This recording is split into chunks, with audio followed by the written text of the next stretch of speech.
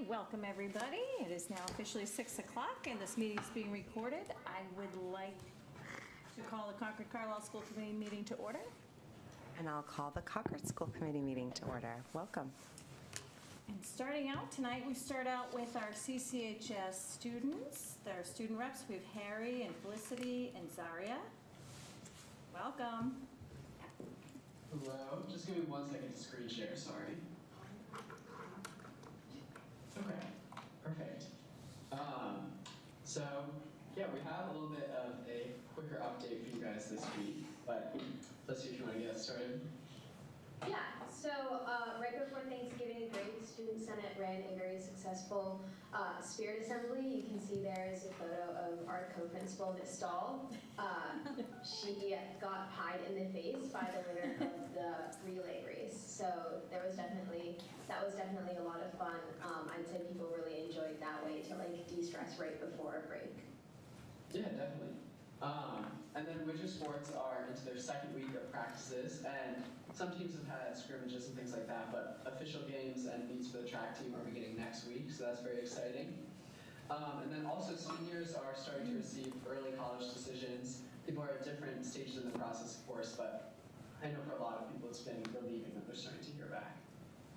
WIQH, our school radio station, has begun 24-hour broadcasting during the day, and I know many of my friends are very excited, and it's just very fun and interesting to have 24 hours of the day being broadcasted. For the performing arts update, the Prism instrumental and choral concert, actually, this is the first year that they're adding the choirs to Prism as well, is going to be 7 p.m. on December 15th and 16th, and I think the CC Instrumental Instagram has like info for buying tickets, but that's definitely going to be a very big event. I actually checked, ticket sales are already going up very quickly as usual. That's probably one of the highlights of the year. There are lots of different like performing arts they're entirely student-led groups, and you can see there's a photo from last year of some people with the bubble machine that is actually coming back this year for one of the performances. So yeah, that's fun. Twice Toed Tales and some senior classes last week took a field trip to the Institute of Contemporary Art in Boston. A lot of my friends went, and I heard it was really, really fun and interesting experience. So yeah. That's great. I did hear that Prism, is it 2 different concerts this year? Like 2 very different concerts on Friday and Saturday? I'm actually not entirely sure like how different they will be, but I think Mr. Nosey did say they would be like slightly different, which I think is more like the magic of like live performances, I guess. But there will be about like, they said we can expect 30 to 40 student-led numbers, which is a lot. Wow, that's amazing. Well, thank you so much for sharing with us. I did hear, from anecdotally in my own family that the Spirit Assembly was just very exciting. So thank you for all the work on that, and your updates are thorough as usual. So good luck winding down the year, and we'll see you next time. Thank you. Thank you. All right, thank you. And we are filled with CCHS tonight because our recognition tonight is for Unified Basketball. So we can invite you on up to the table. I think that Tom Keene is with us, and you. Yeah, we're just excited to have them. I'll ask Mr. Keene to come up and all of the students. They have a brief slideshow prepared, and they're going to talk with you. Their season was just another amazing success. It wrapped up a few weeks ago, so we're excited to hear their stories of what they're loving and how the season went. So I will say, whoever's going to talk, use that microphone or that microphone. Excellent. All right. So I just want to say thank you for having us tonight. And we have, this evening, we have Coach Lee, Coach Nickerson. We have our speakers, Eric Lee, Emerson Bartlett, and we have some other folks zooming in. Brendan Douglas, who's been a leader of Unified for the last 3 years. He's actually on his way to a basketball game in Winchester so he's on Zoom on the bus, but he couldn't be here, but he wanted to be kind of being able to sort of chime in and listen. So why don't we get started? I'll share the screen and then we'll have Emerson start.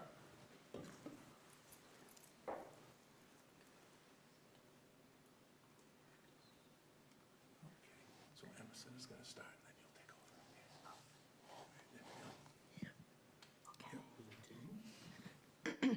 Hello, Hello, everyone. one. My name is Emerson Bartlett.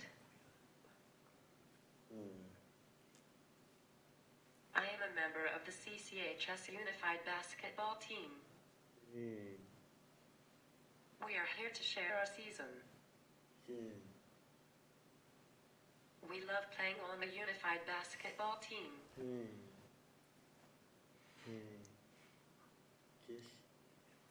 I love being with my friends and mentors.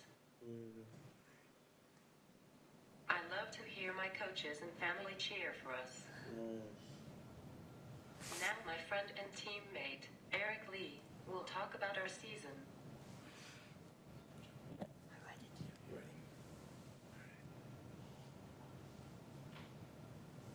Just gonna come around. All right. And I'll push the button for you. How's that sound? Yeah. All right. All right. You want to slide over just a tad bit? All right. You ready? All right. Go ahead. Unified Basketball at CCS. Teamwork.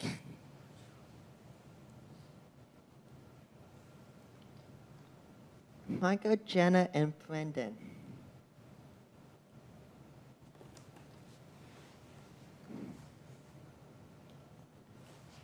Okay, Eden, Dylan, and Gavin practiced their shooting skills.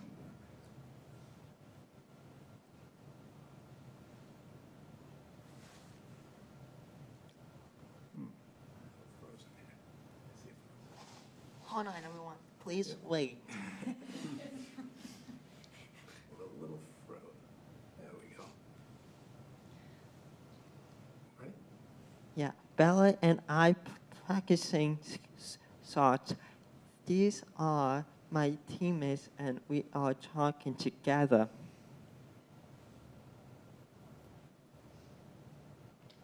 Eden, Dylan, and Gavin practice their shooting skills. Michael, Jenna, and Brendan.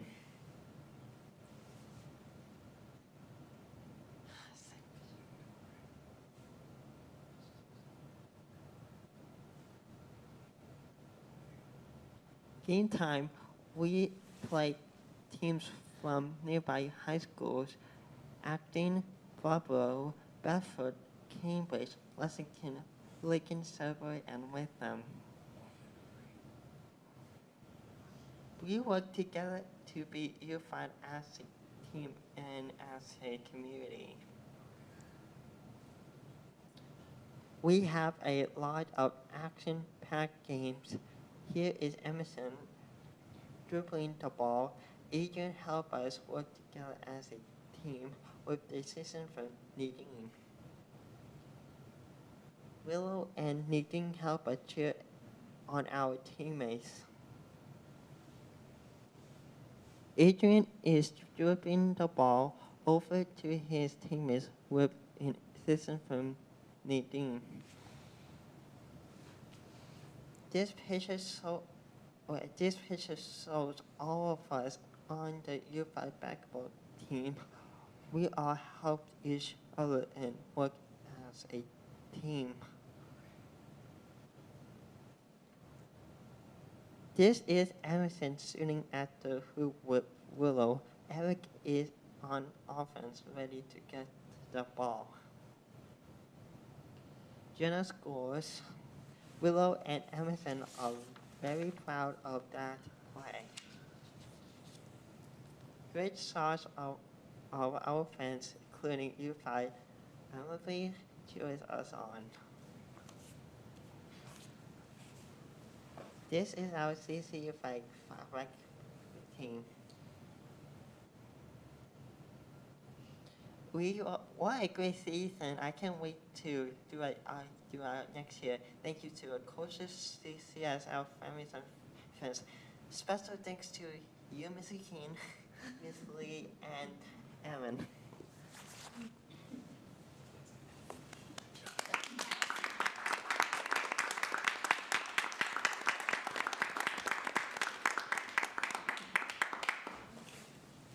That was amazing. And did you make that slideshow? Yep. Nice work. Very nice. I work all day because I normally I'm with us, but it's busy all day. So it was a Rivers and Revolutions project. Oh, great. That's awesome. That's great. And you play all different teams. You play Bedford and Acton-Boxborough. And do either one of you also do unified track? Yes. Participate in track? Good. Me? Yeah, you do track. Yeah. Yes, Nice. great, great. I really loved your presentation. Anyone have any comments, questions? Yeah, do your coaches make you work very hard? Yes.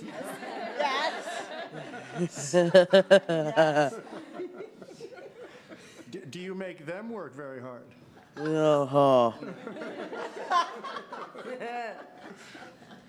Your ball. Yeah. Yeah. Egg, fish, and your ball.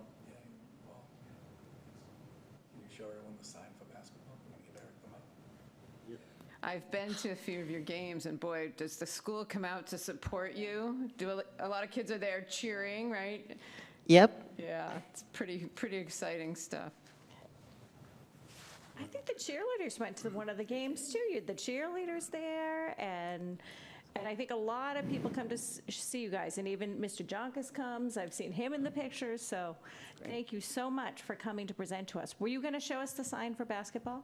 Yes, you want to show it? It's the sign for basketball. Everyone at Everson sign of the day. Okay. Sign for basketball? Yeah, go. Yeah, exactly, yeah. Oh, That's the sign of basketball.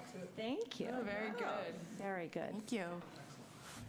Thank you so much. Thank you, guys.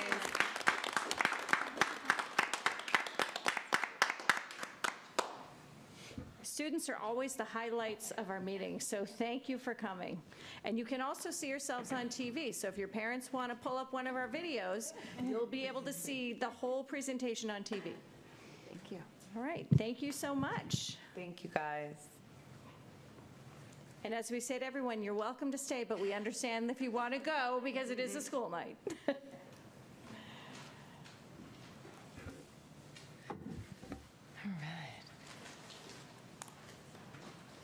All right.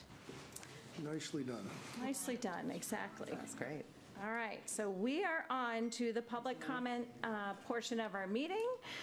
So as always, if you have public comment, you can bring a blue form up to me and we will take public comment, and I will go in between the room and online. You will have 3 minutes. You can state your name and address. Take your time, because I think we have some people commenting. It hasn't reached 20. And if you're online, you can use the raise hand feature.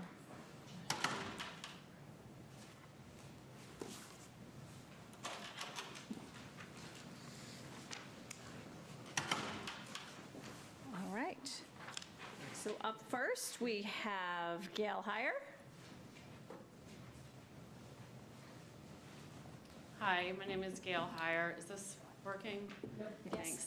I have a child, my address is 54 Nancy Road in Concord, and I have a middle schooler. So my comment regards the cell tower issue. You may have heard that federal law prohibits consideration of health effects when dealing with FCC-regulated radio frequencies such as RF from a cell tower. This prohibition from the Telecommunications Act is actually quite narrow. It applies only to state or local governments who regulate wireless facilities through zoning authority, in effect, permit granting authorities. A permit cannot be denied based on how a cell tower might affect human health. Property owners, however, such as a school committee, if it owns the property, property owners are free to consider health effects in their tower leases. When the FCC established RF limits for cell tower safety in the 1990s, they used data from animal studies. Today, there were few locations, oh geez, I'll just leave it. There were few locations back in the 90s where effects on people could be analyzed. Today, data from humans living and working near these towers show many health effects. These include disabling symptoms for the 3 to 5% of the population with electrosensitivity, which I talked about in an earlier meeting. Today, I'm sharing 2 studies on mental well-being. The American Academy of Pediatrics website explains that living near cell towers increases your risk for headaches, memory problems, dizziness, depression, and sleep problems. This announcement was based on a study of people who spent a majority of their day near a base station. I've got a handout here. This is the first page that I'm talking about on the other, sorry. It's double-sided, except for this one is not double-sided. The announcement was, as I said, based on a study of people who spent a majority of their day near a base station. Obviously, pediatricians were concerned enough to share this study to warn about these risks. Another organization, the International Association of Firefighters, adopted an official resolution opposing the use of fire stations as base stations for cell towers, until further study proves these sightings are not hazardous. They cited in the resolution a study of California firefighters who worked and slept with cell towers affixed to their stations. Their exposure levels were 500 to 1,000 times smaller than FCC allowable limits, yet they suffered symptoms including difficulty with mental focus, severe headaches, and depression. The study included functional brain scans that revealed brain damage. The doctor conducting the study concluded that these were caused by RF radiation. So the first page of the International Association of Firefighters website on this topic is in your handout. There's a lot more if you care to learn about it online. The district has worked hard to improve the mental wellness of students. If it adds a cell tower on campus, it will take a huge step backward. As a caretaker of school property, the district has the right and responsibility to ensure the safe use of its property. The town needs to find more remote tower locations that won't endanger young people's mental health. Rather than voting for a tower at CCHS, this committee should resolve to support the town's RFP for a tower at a safer location such as the former landfill. Thank you. Thank you. All right, and I'll just look online. I don't see any hands raised. I think of one more in the room. Alicia Boyajian.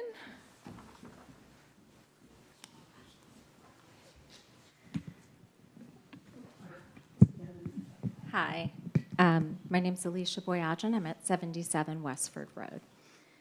A new cell tower at the landfill will dramatically improve cellular coverage outdoors on our high school campus while avoiding any health or safety issues that might arise from placing a tower too close to the school building. Locating the new tower at the landfill will protect our teens' health and protect the school committee and the town from potential financial and legal consequences that might result from a campus tower. So many questions and concerns exist around liability in leased land scenarios with wireless companies. I have info sheets from the Environmental Health Trust that highlight just some of the insurance concerns. In addition to insurance and liability matters, I think it's important to note that placing the tower right on campus has little advantage over the landfill site with regard to coverage.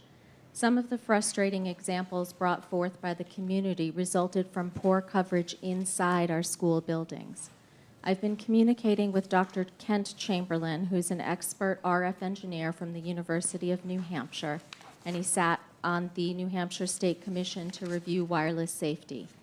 I learned that cell towers cannot easily solve indoor coverage issues for large buildings made of energy-efficient materials such as concrete, brick, and low-E glass. These kinds of buildings almost always require additional indoor solutions such as Wi-Fi, as our district has already implemented, I know.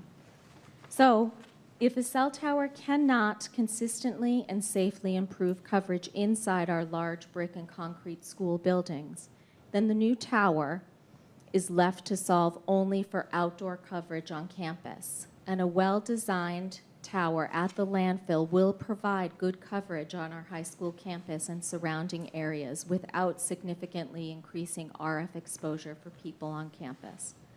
Our campus is not the best solution. We want to help the town move swiftly toward the more optimal solution at the landfill.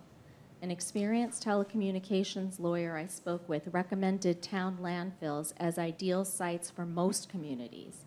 And after reviewing our town's presentation, he confirmed that our landfill is appropriate and attainable. I'm asking the school committee to formally decline the school campus as a cell tower location and to use its influence and resources to support the town in immediately issuing an RFP for the landfill. Thank you. Thank you. All right, and it looks like we have someone online. Layla. You state your name and address? Hi, my name is Leela Jacobson. I'm at 39 Walden Terrace. I have spoken before about my concerns over cell towers as a doctor of public health communication focused on children and teen health. I saw cell towers on the agenda this evening under budget. I became concerned that financial incentives received from Verizon or any other telecommunications company may play a factor, and I just wanted to share a little bit of what I've learned since looking further into this topic as the town considers how to improve its service. And I was really surprised and even shocked to find all of the lawsuits that telecommunications companies have brought against towns and school districts, and the extremely costly endeavor that has been for taxpayers and school districts. And I'm further shocked to see that they brought that against specific individuals representing either the town or the Board of Education or school committees. And I just want us to hold back a little and remember that telecommunications companies will do what is necessary and in their interest to support their goals. They are not keeping in mind our purposes first and foremost.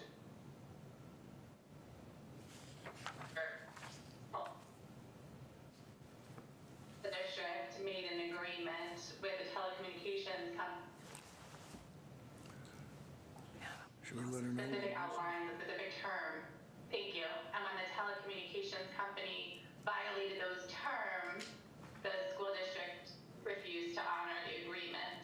The telecommunications company sued the school district and won because the legal climate is very friendly to telecommunications companies right now. So I just wanted to just bring that aspect into our consideration, that as we consider any positive financial incentives, we also need to consider that if at some point down the road we are not happy with an arrangement, we are probably either stuck with it or going to incur costly consequences. Thank you. Thank you. You cut out for just a couple seconds there, but I think we generally have your thoughts there. So thank you so much. Okay, thanks so much. I'm doing a okay job. Thank you. Yeah, totally fine. It's totally fine. Thank you. Anyone else? If you have a public comment, please raise your hand online. Anyone else in the room? right, so I'll close up public comment. On to our consent agenda. So I would entertain a motion to approve our consent agenda. I'd like to put a hold on number 1, please. Minutes. Minutes. There was a reference to my apparently stating that I was opposed to zero-based budgeting or something to that effect, which was not a correct characterization of what I said. And so I'd ask that whoever put those together go back to the tape and try to repair You want that. to send us a suggestion? Suggested edit. I'll go back to the tape then, yeah. Yeah, why don't you do that? It'll be I'm more not efficient. opposed to zero-based budgeting. I was referencing our emphasis on it as being, if you will, a panacea or some, dramatic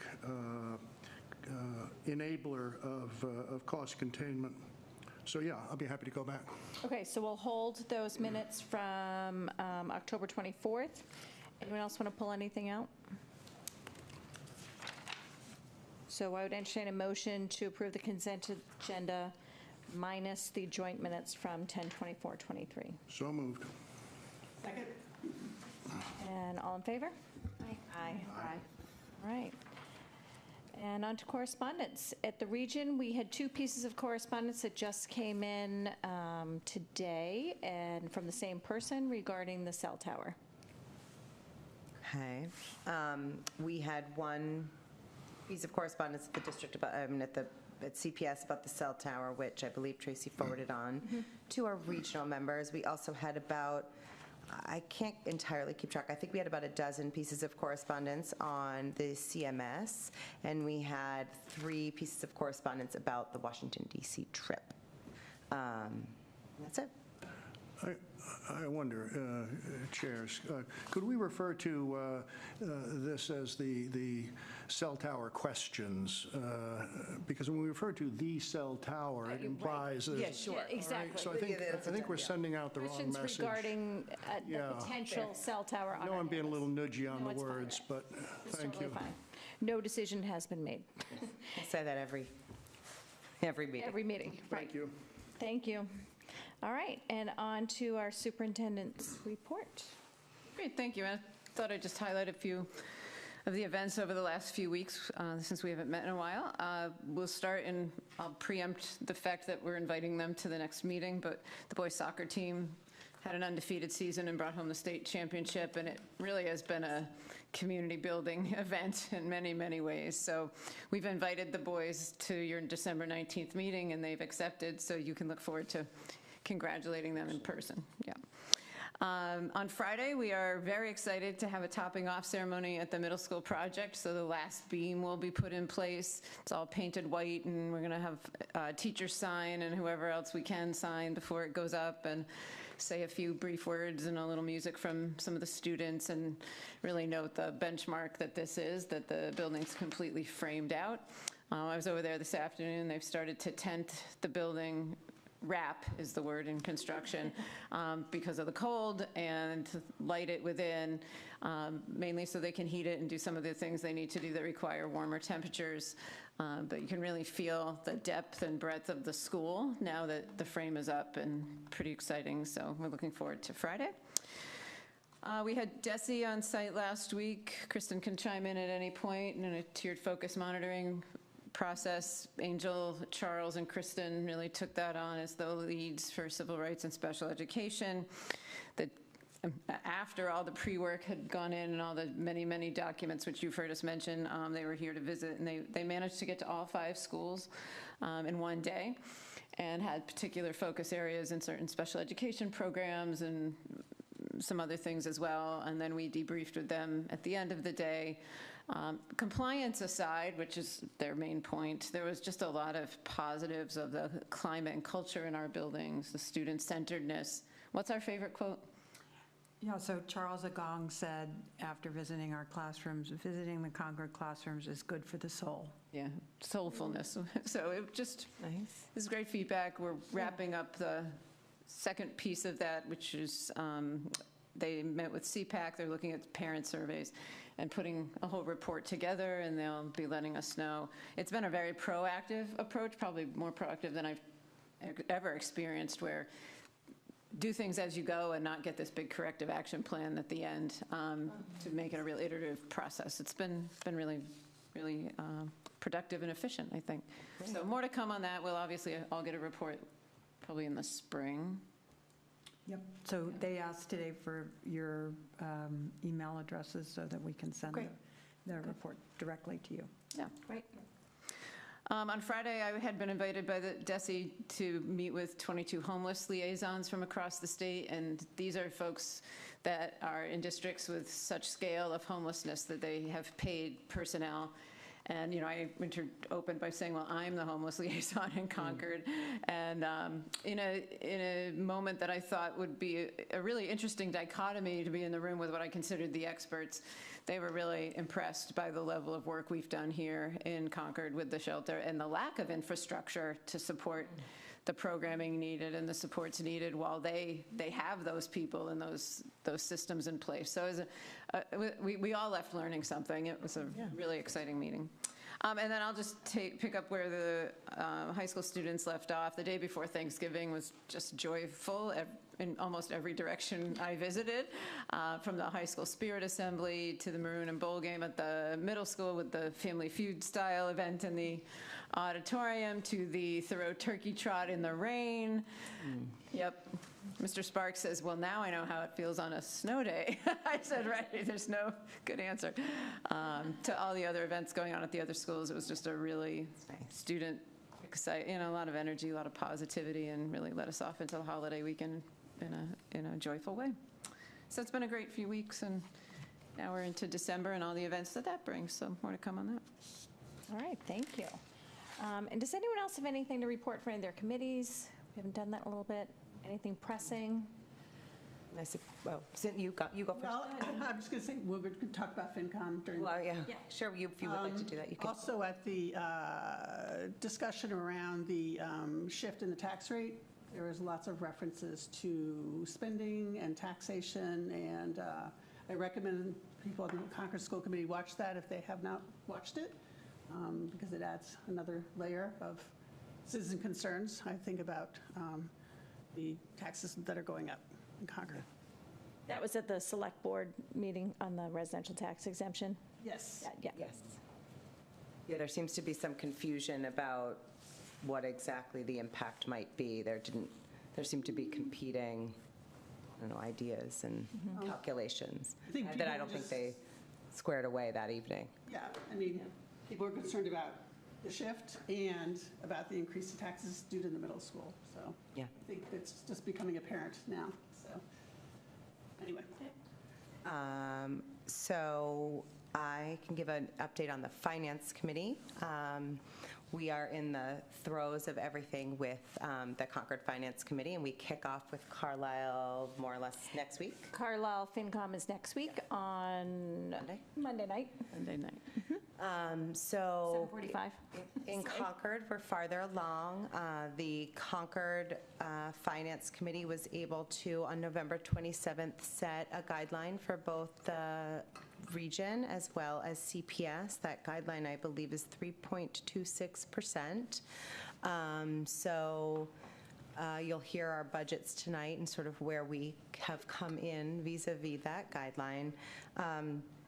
Additionally, we've had some capital discussions that in Concord, which are, I think, going to be really interesting as we move forward. I think next year there could be some discussion about sort of reframing how the schools and the town sort of manage their capital. Some of that discussion has commenced, and I think all of us were present at the select board meeting on Monday. And then the Finance Committee also discussed capital and capital planning.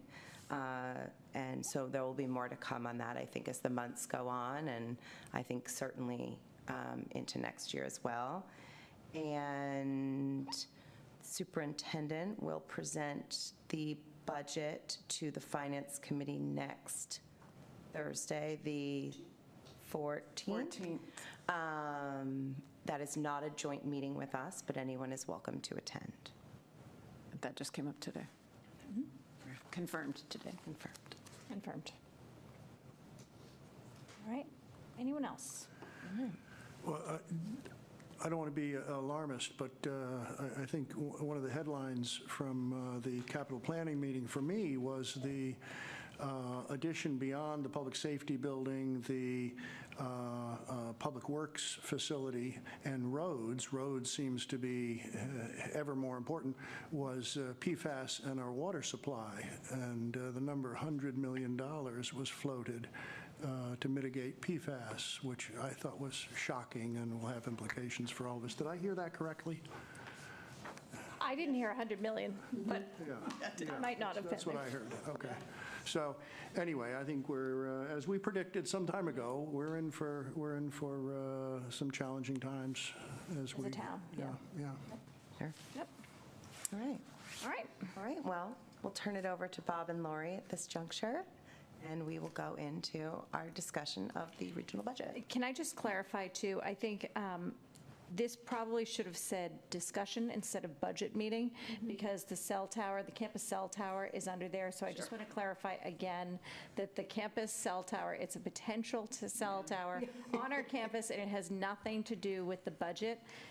So I just want to clarify that for anyone that's listening. Good point. Thanks, Tracy. Good We're going to catch. talk budget and not mention this, Yes. any cell tower at all. Cell tower is just part of our So just to discussion. clarify that. Okay, so I just wanted to put that out there. Typo. So Bob's going to take this over in a moment and just talk through the budget process and the many moving pieces at the regional budget level, which has not only the teaching, learning, and ongoing day-to-day operations of the school, but also just important to remind ourselves that the regional budget carries insurance, carries workers' comp, carries a whole number of things that the CPS budget doesn't carry, because the town carries that outside of guideline, actually, and we do it within. So we'll talk you through all of that. The other moving pieces we'll be mentioning are E&D. We're going to talk assessments and enrollments a little bit, and then sort of see where you are at the end. We feel good, and this will be for both budgets. We've done a lot of work this year. I think we had the breathing space to really be able to, and the time from September till now, these many months to build budgets, gave us a chance to keep going back and really reflecting on what we needed, what maybe we didn't need, the goals that we had. We didn't put a strategic plan slide in. You know that plan inside and out, but I think you'll see threads of it, and we'll be referencing it as it pertains, because it is the driving force for any forward-thinking work we're doing, and definitely had impact throughout all of the budget work. So I'll let Bob take it from there, and then we'll have this be a conversation tonight. And do you want us to hold off our questions till the end if there are questions? Do you have a preference? Actually, it's probably easier while we're on the slide. Okay. So a question on the slide? Yeah. As I Okay, great. progress, yeah. Thank you. Are we going to go through the slides, I assume, first? Yes. Okay, good. Yep. I'm just going to present my screen.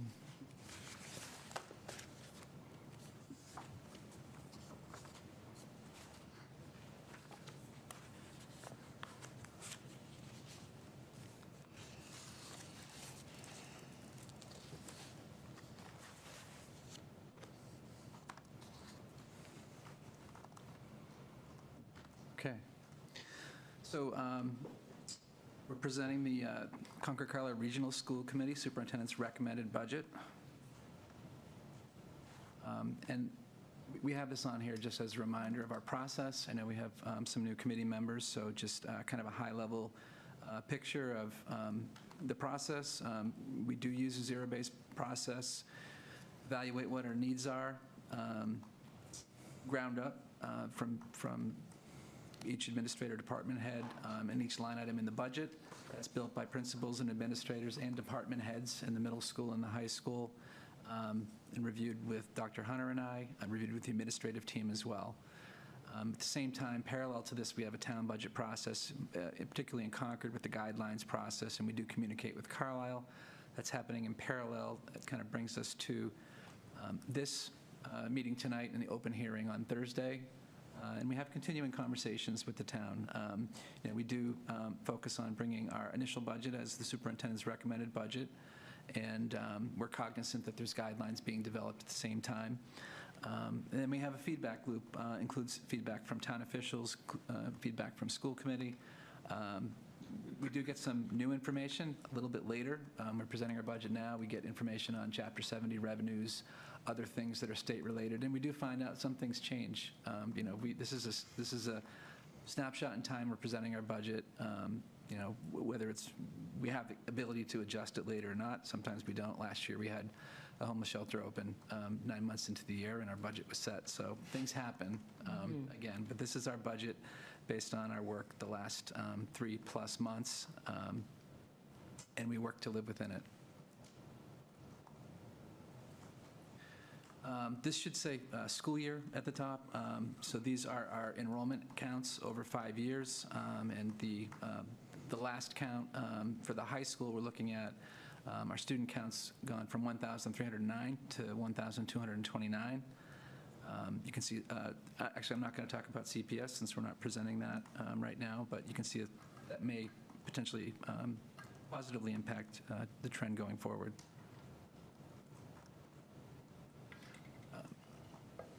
Our peer communities, these are the communities that we benchmark with in our contracts that are cited. We are kind of, after Weston's an outlier, and then after Weston, we're in a group of similar communities fairly close. Weston, Concord-Carlisle, Concord, Newton, Lincoln, Sudbury. Anyways, you can see the peer groups as information we thought we should share each year. And we have the most recent DESI data that we're presenting. That's as of FY22. Their reporting lags a little bit. Bob, do we look at AB anymore? We do, I believe, and I don't think that's on here. I know they would typically be done for the coaches' salaries. Yeah, it is in the contract, yeah. I can add them in. Thank you.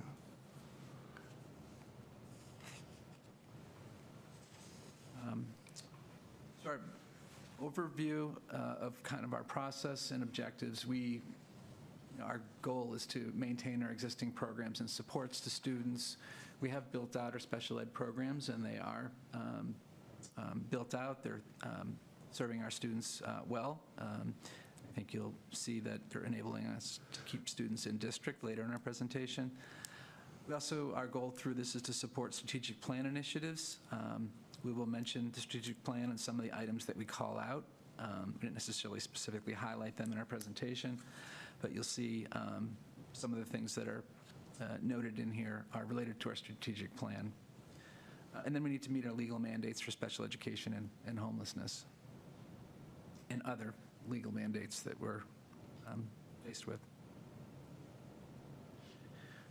At the top level, instead of kind of starting with the 10,000-foot view, our proposed budget for fiscal year '25 is $39,085,301. That's a 3.37% increase over the FY24 budget. And this is the expenditure budget I'm talking about, an increase of $1,274,203. And we'll walk through more in detail on this.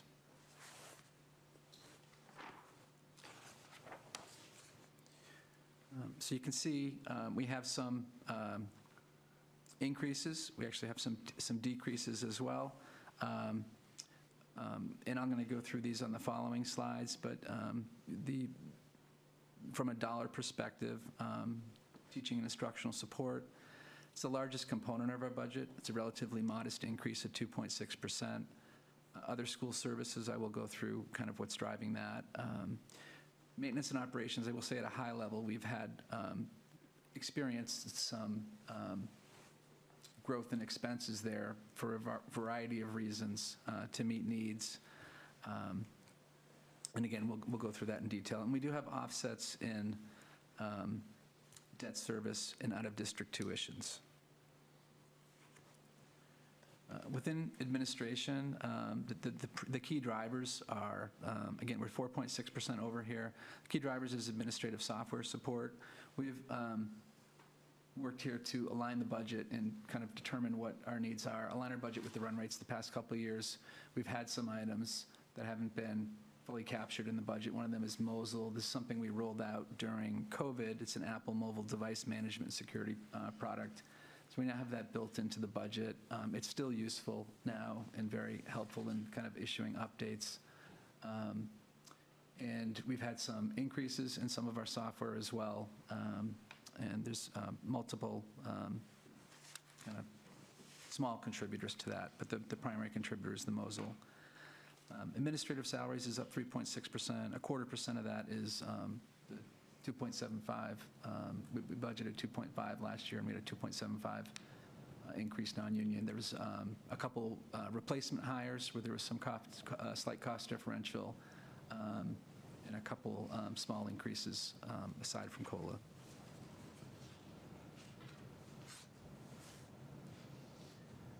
Within teaching and instructional support, so this is FY24, the year in is the last year of ESSER. Within the regional district, we were able to budget in the general fund half of a SPED teacher. And so now that ESSER is ending, we only have to shift half of that special ed teacher back into the general fund budget.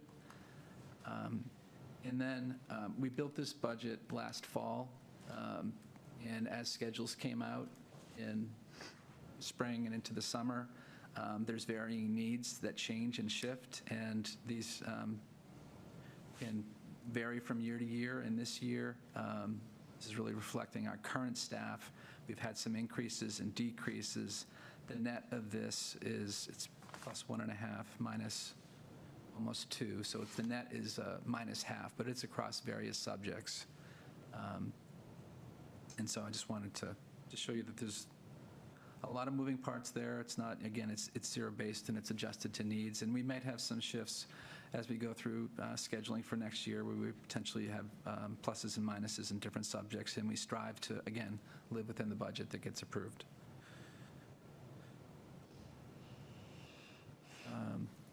For non-teacher staffing changes, we added a second assistant principal during the summer. You might recall this was kind of brought forward and approved. And so now we have two co-principals and 2 assistant principals. So that position's already hired. I wonder if I could interrupt for a moment. Sure. Because that is a significant change in terms of high school leadership, I'm wondering, Lori, is there a point when you can give us some preliminary assessment of how that's impacting life at the high school? Yeah, Not tonight, certainly, but it is a significant change. Been very positive. I'm happy to bring you more detail to go with that generic statement, but it's very helpful. Very positive. Yeah, thank you. Sorry, Bob, didn't mean to That's okay. get you off track there. Yeah. So, and in addition, we have a decrease of 3 special education instructional assistants in the non-teacher staffing, and based on a review of what our needs were there. Built into all of this, too, we've made an assumption of 2 retirement. We don't have retirements communicated to us at this point, but we're going to anticipate that some will occur. This typically, we will have some. So we've planned for 2. And we've factored in, we have staff that per the contract need to notify us of lane advancement.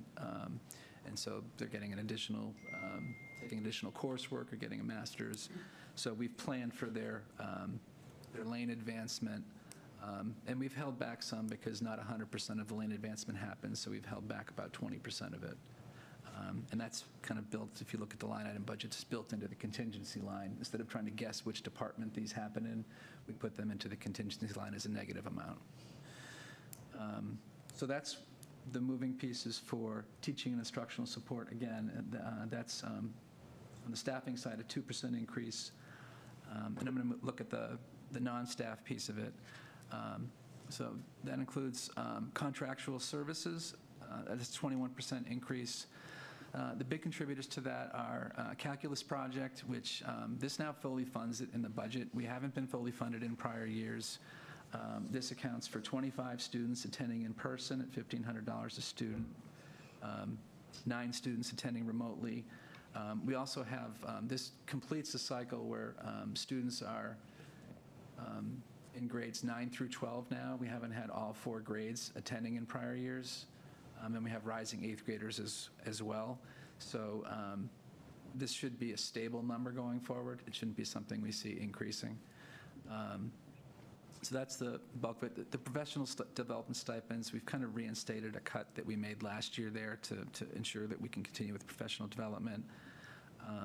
The translation services is actually contract services. It's special ed contract services. That's, it shouldn't say just translation. It includes all special ed contractual services. Supplies is a relatively minor increase. I'm not going to go over that in detail. It's 2.9% or $20,000. And then other, the primary item there is $29,000 for Cartwheel mental health software. This is clearly a priority related to our strategic plan, and we've piloted this year for a little bit of a smaller cost and a little bit of a smaller scope, and it's gone well. It provides direct mental health counseling services to students in grades 9 through 12. We know that mental health is a priority. We know it's a challenge as well. So this is something that we felt was important to build into our budget. There's a small amount, textbooks for whatever reason is classified as teaching and instructional support other, and that's a small increase across all subjects. Can I ask a quick question? Cartwheel, which I know we've been briefed on, do we have a sense, or will we have the ability to ascertain how many people are taking advantage of it? When it's something as sensitive as student well-being, I hate to necessarily monetize it, but will we be able to see if we are in fact getting, I don't want to use the word ROI, but our the good use out of it, and that it is being utilized by the community? So the amount that we have set aside for it is for 50 licenses, or 50 students to participate. So it should probably say Cartwheel Mental Health Services, not software. Yeah. For actual people that are doing therapy with 50 kids. So it's 50 students at one time. Okay. So if a student stops doing it, then we can add another student in. Okay. Yeah. Do you expect short-term. the 50 to be at capacity all the time? Do you expect there to be a wait list? Yes. Okay. Oh, really? So there's demand. Yeah, so. I know there's need. I'm just wondering if there's demand. Acton Boxborough, our neighboring community, which is larger than us, but they have a license for 300 students. Wow. Oh, wow. For how many? 300. Oh, yeah. Okay. Wow. 50 is less than 5% of our students. So, is there also a mechanism there such that a student or a family would learn about other resources they could access? So this isn't necessarily the first... This is all short-term. It's meant to be about 12 weeks. Got it, okay. So one of its features is it can move quickly. Yeah. So is this still part of the pilot? Is the idea that if it works well, we would expand as AB has? We could, although it's... Cost more money. If you want to. Yeah. So Kristen, when you say short-term, is this when I think about the anecdotal stories I hear from friends with kids, and is this partnership, this matching sort of, when you say short-term, is this meant to be sort of the temporary kind of emergency care that often people need before they get placed with a permanent therapist? I've heard anecdotally that therapists can have wait lists of 3 to 6 months. I've heard that beds and facilities can have similarly long wait lists. Is this an intervention that's meant to bridge that gap? Right, yeah. And that is sort of what it's, the only thing it's used for? This is not to continue a permanent, it's not like you're going to match with somebody and then they're going to become your long-term therapist or counselor. Right, yeah, so there's sort of two groups within the 50 students. One is exactly what you say, the bridge to like a longer-term care. There might be actual diagnosed mental illness there or diagnosing mental illness there that might. So that they can be understood, okay. So, and then, but beyond that, this is part of our MTSS system for students with social skills. So there might be small groups or individual work on a particular set of skills, like making a new friend, advocating for yourself, or any of those 5 CAPSO competencies.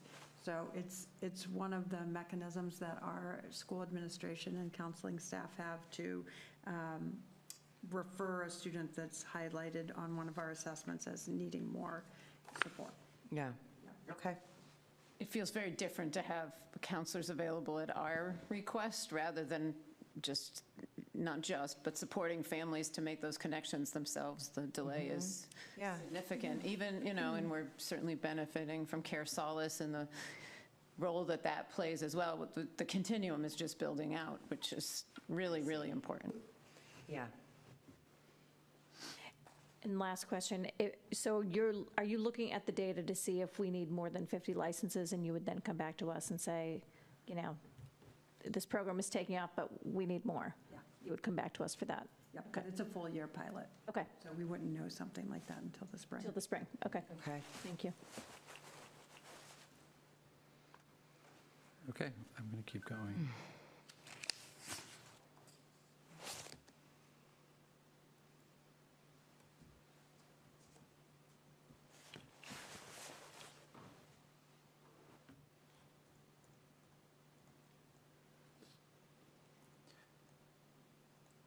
So moving on, after teaching instruction, the next category is other school services. This includes things like transportation, nursing services, athletics. And so we have some key drivers listed here. In total, it's up $463,000, or approximately 16% over the FY24 budget. We've added an athletic trainer to meet needs. The coverage that we've been providing now is kind of been, I'd say, not what we need to be doing. It's been a challenge, and we've tried to piece it together, and we've realized we need a full-time athletic director. This has been in consultation with the athletic director, a second full-time athletic trainer. Is there any other district that does this? This is new to me. I think most have multiple, yeah. No, most have one. It's a part-time So position. we're bringing you one because we have, the way the schedules are running right now and the mandates for where trainers need to be and be physically present, we've been really struggling to keep up with. So the contact sports all require a trainer available. Football needs a trainer to travel with them. The list got pretty long. And part of the struggle with MIAA right now is the availability of officials is driving the schedule. So we're now scheduling games Monday through Saturday, where that wasn't as common before, and everything's just getting spread out. Or we've got multiple home events, and just even having the right amount of presence for safety has been a real challenge. So after Mr. Jonkus brought to the high school co-principals and I sort of what that looked like, it became clear we needed to do something else. So I'm trying to really meet the needs of safety. Sorry to interrupt. I'm going to request that we fund this through the athletic fees. And I've seen that most of our schools around us have boosted the fees to $400, perhaps for things like this. So I think we should seriously consider beginning to fund more things out of our athletic fees like this than out of operating. Well, so just one thing that I've noticed, anecdotally, is some school districts have to hire, paramedics to cover some of these games, and competitions that are happening. There's a lot of that. No, there's a lot of that. But I mean, so clearly we have a need for that. But if this is going to get built into the budget, I mean, this is going to be a position that we're going to have year after year after year. Yep. So it should be in the operating budget. I think this, we're coming upon very tough times.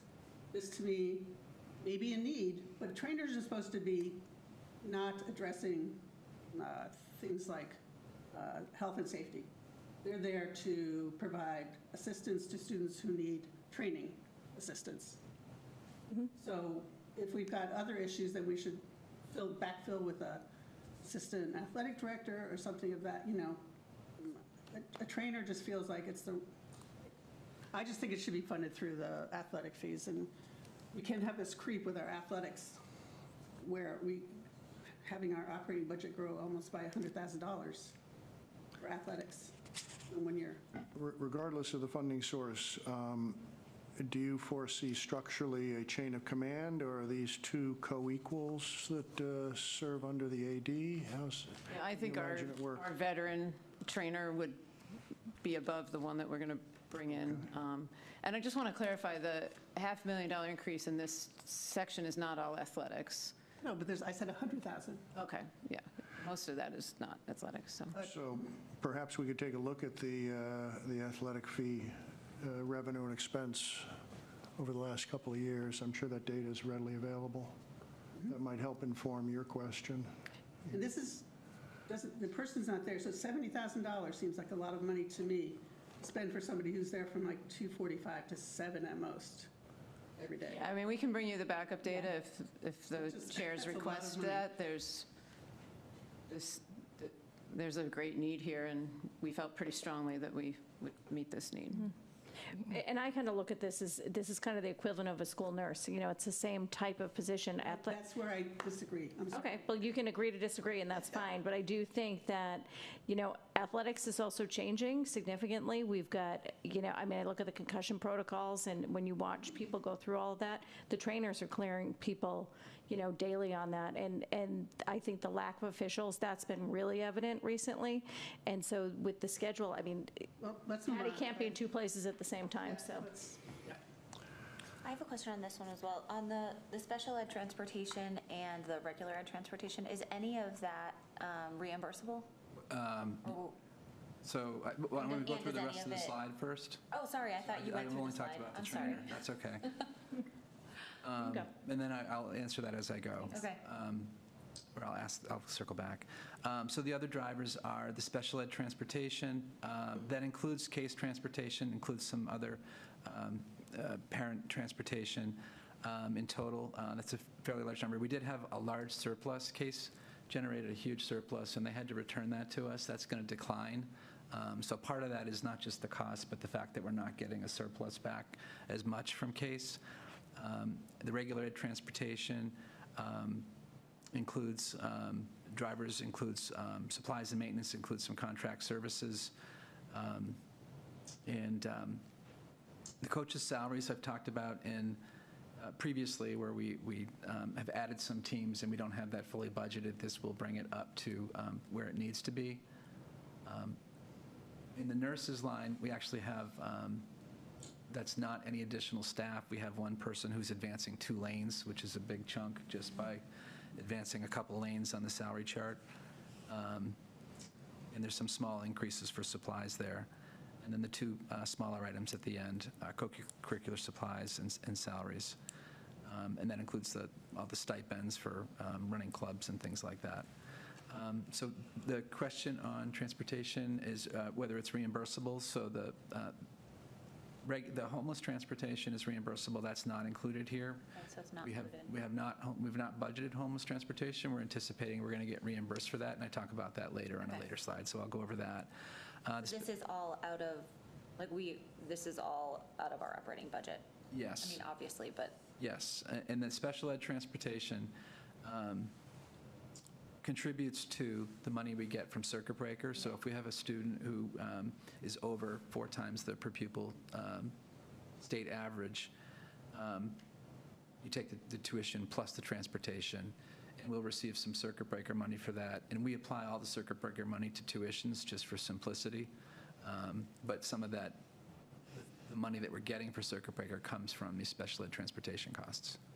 Not all of it, some of it. Most of it comes from tuitions. Okay. So there's a lot of contributors there. And I would say this also is addressing some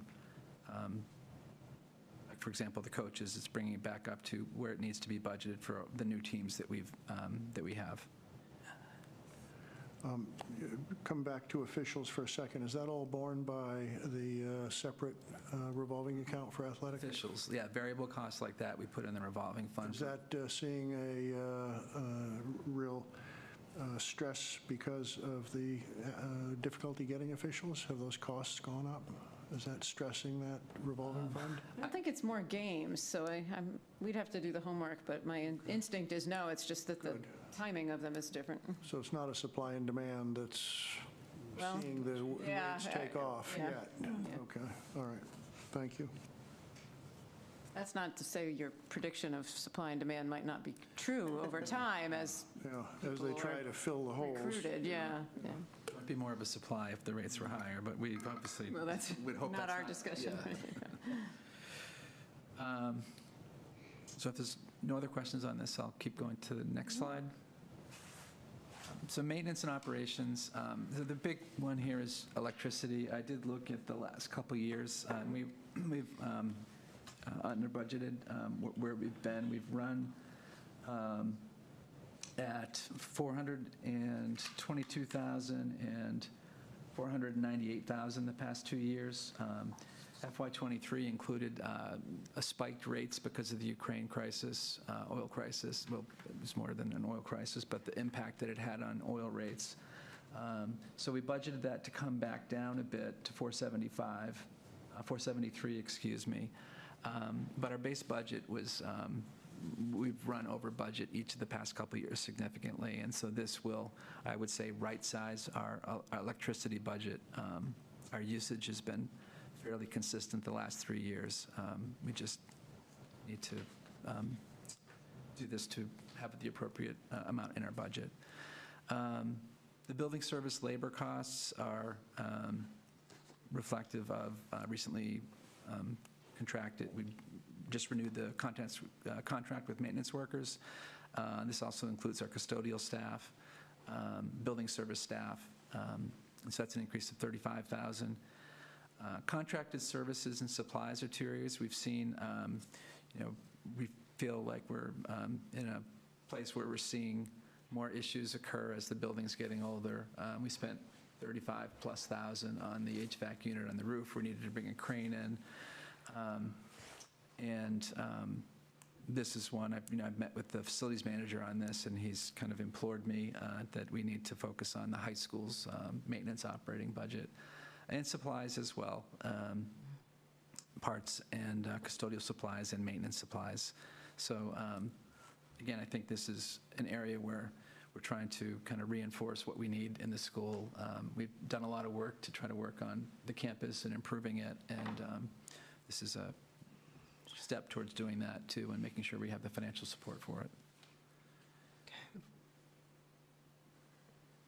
So just, I know we're not talking about the Concord Public Schools, but electricity costs in Concord Public Schools are level, essentially.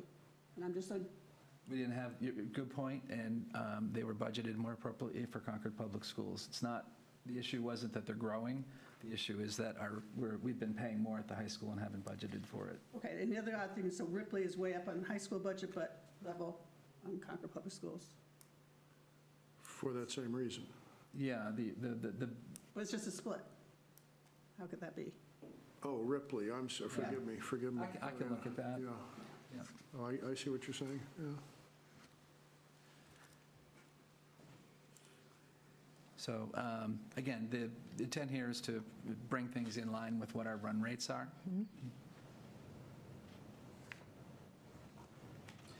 That's because generally we've budgeted X for these line items, but we've exceeded them in the past few years. So the reason these numbers are, for want of a better word, alarming is because we're, I think you used the word right-sizing them. Yeah, and electricity, it might have been something I could have caught last year, to be honest, but, the first time through, I thought maybe the number was a little bit smaller. The maintenance, I think, is just kind of a recognition that I looked at where we were last year. We've significantly overspent it. Some of that is new. Some of that is, like, there was things that needed repair regularly last year. And I spent plenty of time trying to find ways to fund it with the facilities manager and walking down to Lori and trying to Appreciate that, yeah. money. So we need to buffer that up a little bit more. Okay. We had been historically overfunding electricity at the high school. Okay. And so I think we overcorrected, and now we're going to get level. Back, okay. That's understandable. So, and I have data on like kilowatt usage hours we have and what rate we've budgeted. So it's been a pretty detailed look at what we need to budget for that. Fixed charges includes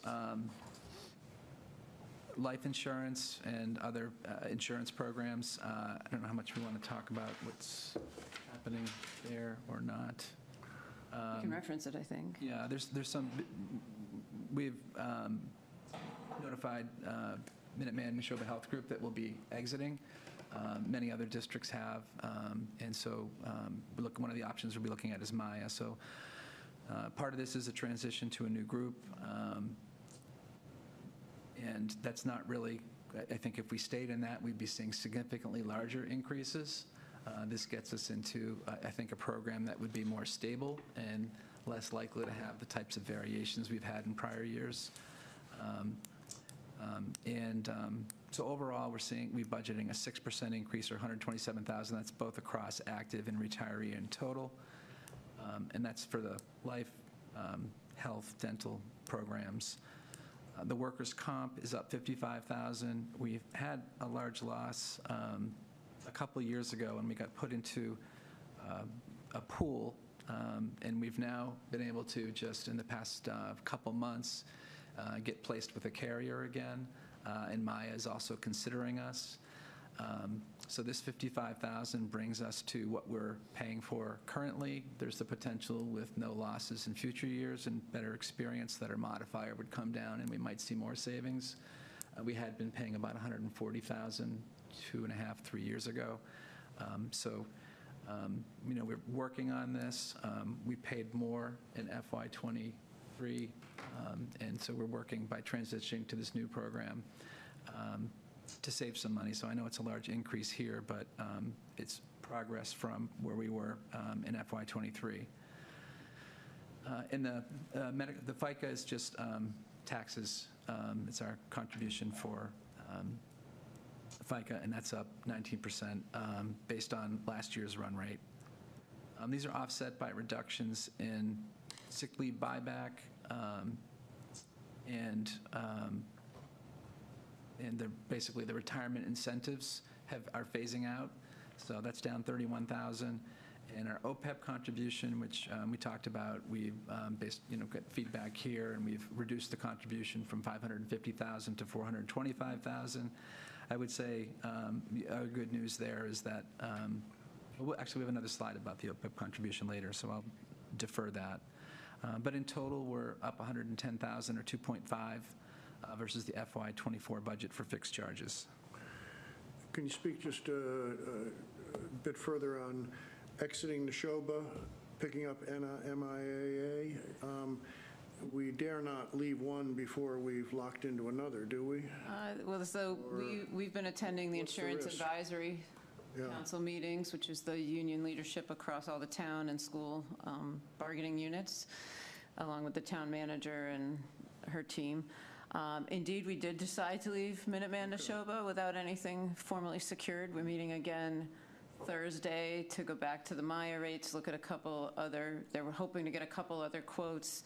We're missing the timeline for GIC, which was of high interest to the employees by weeks here. So we're going to keep that on the radar over the coming years because there's definitely a hope to consider them down the line. We just don't have the time to do it right now. So Minuteman, we had to make a decision on this timeline. There were deadlines that came up that had to be responded to without anything secure. We had exactly that conversation last week at the town hall of we will have provider. We just have this fairly quick timeline to turn it all around. So is it a matter of the work involved with GIC that is more onerous than other providers, or is it that they have a different open They have a window? deadline, yeah. So Maya doesn't have the same deadline. It's pretty open-ended, and as long as you can enroll in time for them to turn it around for July 1st, which we heard dates as late as April and May for other districts, GIC had a deadline of December 1st. And hypothetically, if we were to move from Neshoba to X and then to GIC, is the exit cost difficult? The exit work difficult? Probably not. So it wouldn't be a disincentive then a year or two from Right. Maya's going to be a 2-year contract if we go with them, so we have to factor that in. Others might have a year, but we might have higher costs for the year we're there. So those are the pros and cons we're weighing. I will note we may have exit costs for Minuteman Neshoba. There's a lot of moving pieces there still that if they dissolve, it'll be one set of things that happen, and if we exit, there'll be some lingering costs to cover. So, but either way, it was a better plan than staying with them. Keeping anybody up at night? Those potentials? No, staying with them was keeping us up at night because we had incurred 13% increase last year, and we expected that to be even higher. Sounds like you all and Carrie have it nicely in hand. Yeah, it's been a lot of time this fall to try to get ahead of it. The number of districts in it are dwindling. There's other, I think, 5 other districts that have notified them they're leaving out of 12. It's, I think, 2 districts, Concord and Concord-Carlisle, brings it to 7, and I think all the others are getting quotes from multiple places. And the other thing that's happening is the people that are leaving, the people that are left are probably the people that are higher premiums, higher losses. So, you stay in that pool, you're staying in the people that are going to bring the rates up. Yeah, good point.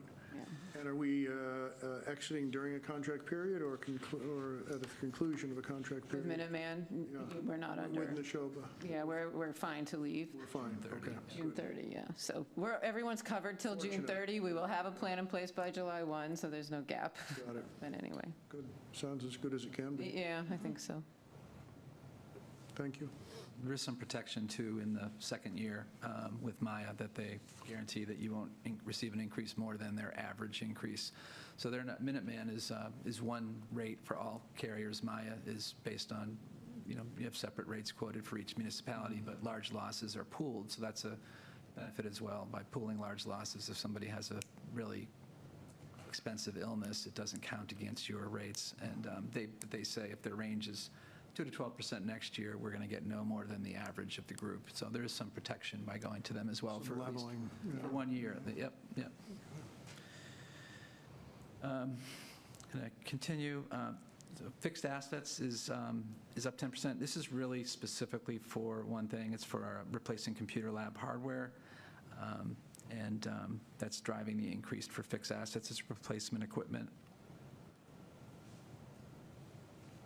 And debt service, I've shared slide in a recent meeting, but just to recap, it's decreasing $93,000 or 2.3% from the FY24 budget. The access road ban is in here. There's another ban in there for landfill remediation that's being paid down. I should say also the access ban is only interest for the first 2 years. We would then look at paying down some of the principal after that. We'd be required to do that. So in the budget, it's just interest of about $40,000. The access road ban, actually we're renewing right now. The principal left is about $400,000. As we pay that down, that probably will be paid down in 2 years. At the same time, we have to start paying down the ban on the access road, so they'll be nicely timed so that we don't have a bump when the access road ban comes on. And then all the existing bonds, part of the reason why it's going down $93,000 is all of our existing bonds are level principal, and as your principal payments are level over time, your interest payments are going to be less because you're paying down the principal. So that's basically what's driving the debt service, is that the structure of our debt is level principal with declining interest. And out-of-district tuitions, I know we presented some increases last year. This year, we have some decreases, combination of a lot of factors. So for the regional district, we have students aging out or coming back in district, and we have 8th graders from Concord and Carlisle moving up to 9th grade. The net of all of that is 2 students less. We have from a net perspective, it's down $70,000 or 3.6%. but I tend to, doesn't really explain what's happening. So if you tend to look at it, step back, gross tuitions is down from 3.715 million to 3.541 million. It's 174,000. That's a decrease of 4.69%. That's 36 students at an average placement cost of about 98, a little bit over 98,000. 2 more students last year. Our offsets decreased a bit. We had a circuit breaker offset of $1,376,000 last year. We budgeted $1,275,000 this year, which is exactly equal to the circuit breaker funding we're going to get from the state this year. So we're kind of using, we're matching our circuit breaker revenue with what we're spending next year.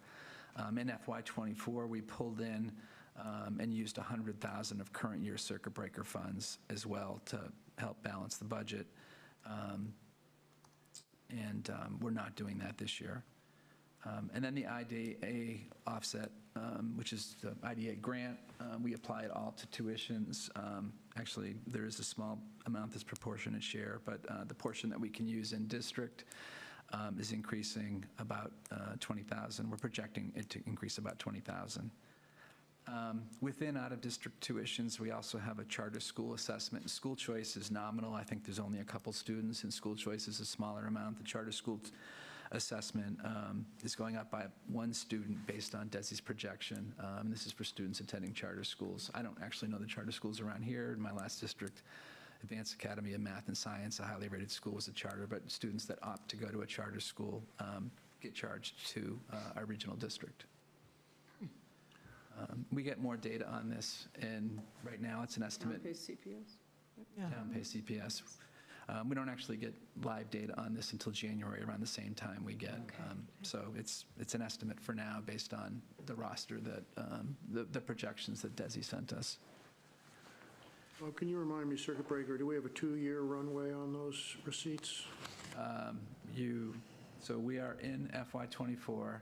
We're spending the revenue we received in FY23, which is based on our expenses from FY22. Right. That's so ridiculous. So yes? So yes. Okay, thank you. All right, thank you. A question on how you think about budgeting for out-of-district tuitions when obviously it can shift. Like, is there space in the budget? You know, how do you think about that? Yeah, we had that conversation, and obviously Angel was part of that. We go through and look at every tuition and roll kids up based on where they currently are.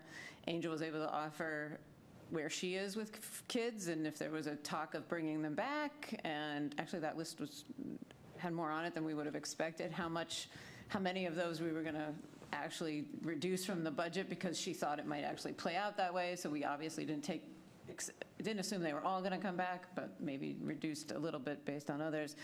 Talked with Carlisle, rolled their kids in and up, but also had the discussion of if they were out of district, could we have other options for them at the high school, and what kind of, a surety we might have there. And then look at the reserves to decide if we need to put in a placeholder for unknowns that may come up or not. The reserves are pretty strong, really strong right now, so we haven't added a placeholder position right this minute. You would dip into circuit breaker in that. Yeah, and this year it played out. We had a child leave a very, very costly placement that then gave us room to work with if other things came up, and you just never know, right? Sometimes it goes your favor and sometimes it doesn't. So, yeah. Piggybacking on what Carrie said, but the numbers that we see here are existing actual sort of tuitions. Do you work with the director of student services? Like, do you ever, as students sort of enroll here and sort of work their way through the different grade levels, do we ever budget for, or do we ever identify as someone as potentially being an eventual placement out of district and put it in the budget? So I know that's sort of sensitive, but like, does that ever happen? Or is the intention, or once they're identified, do they exit sort of quickly? Does that make sense? What I've seen every special ed director in my time do is, they've got the actual students out, and then there's this list Yes. of kids that are brewing. What I think we've been able to do, because our programs are so built out now on, multiple disabilities, K-12, that list of who's brewing is much, much shorter, because now they might be brewing that they're going to need a program, but it's our program. And we've got a whole nother layer of offerings before paying a tuition. district. So the kids in that category of brewing, maybe needing a tuition, are very small. So there's nothing in this budget, when you talk about an average placement cost of $98,000, we don't put into our budgets an anticipation that we could No, have. we don't now, but if we had no circuit breaker carryover, if we had a zero circuit breaker carryover. That's what that's for, would be so that you something don't we would have to. Feel a little uncomfortable about not doing. Correct. Okay. That's very challenging. Yeah. Yes. And there's a moment in time you capture, and then you have to know where your reserves are and where you're tight, and Well, and the numbers stay are close just so to the big, you can't say, oh, actuals. let's put a placeholder for 3 or 4 kids, because they're, which is why the circuit breaker carryover is so important, because that really is your reserves. I get it. Yeah.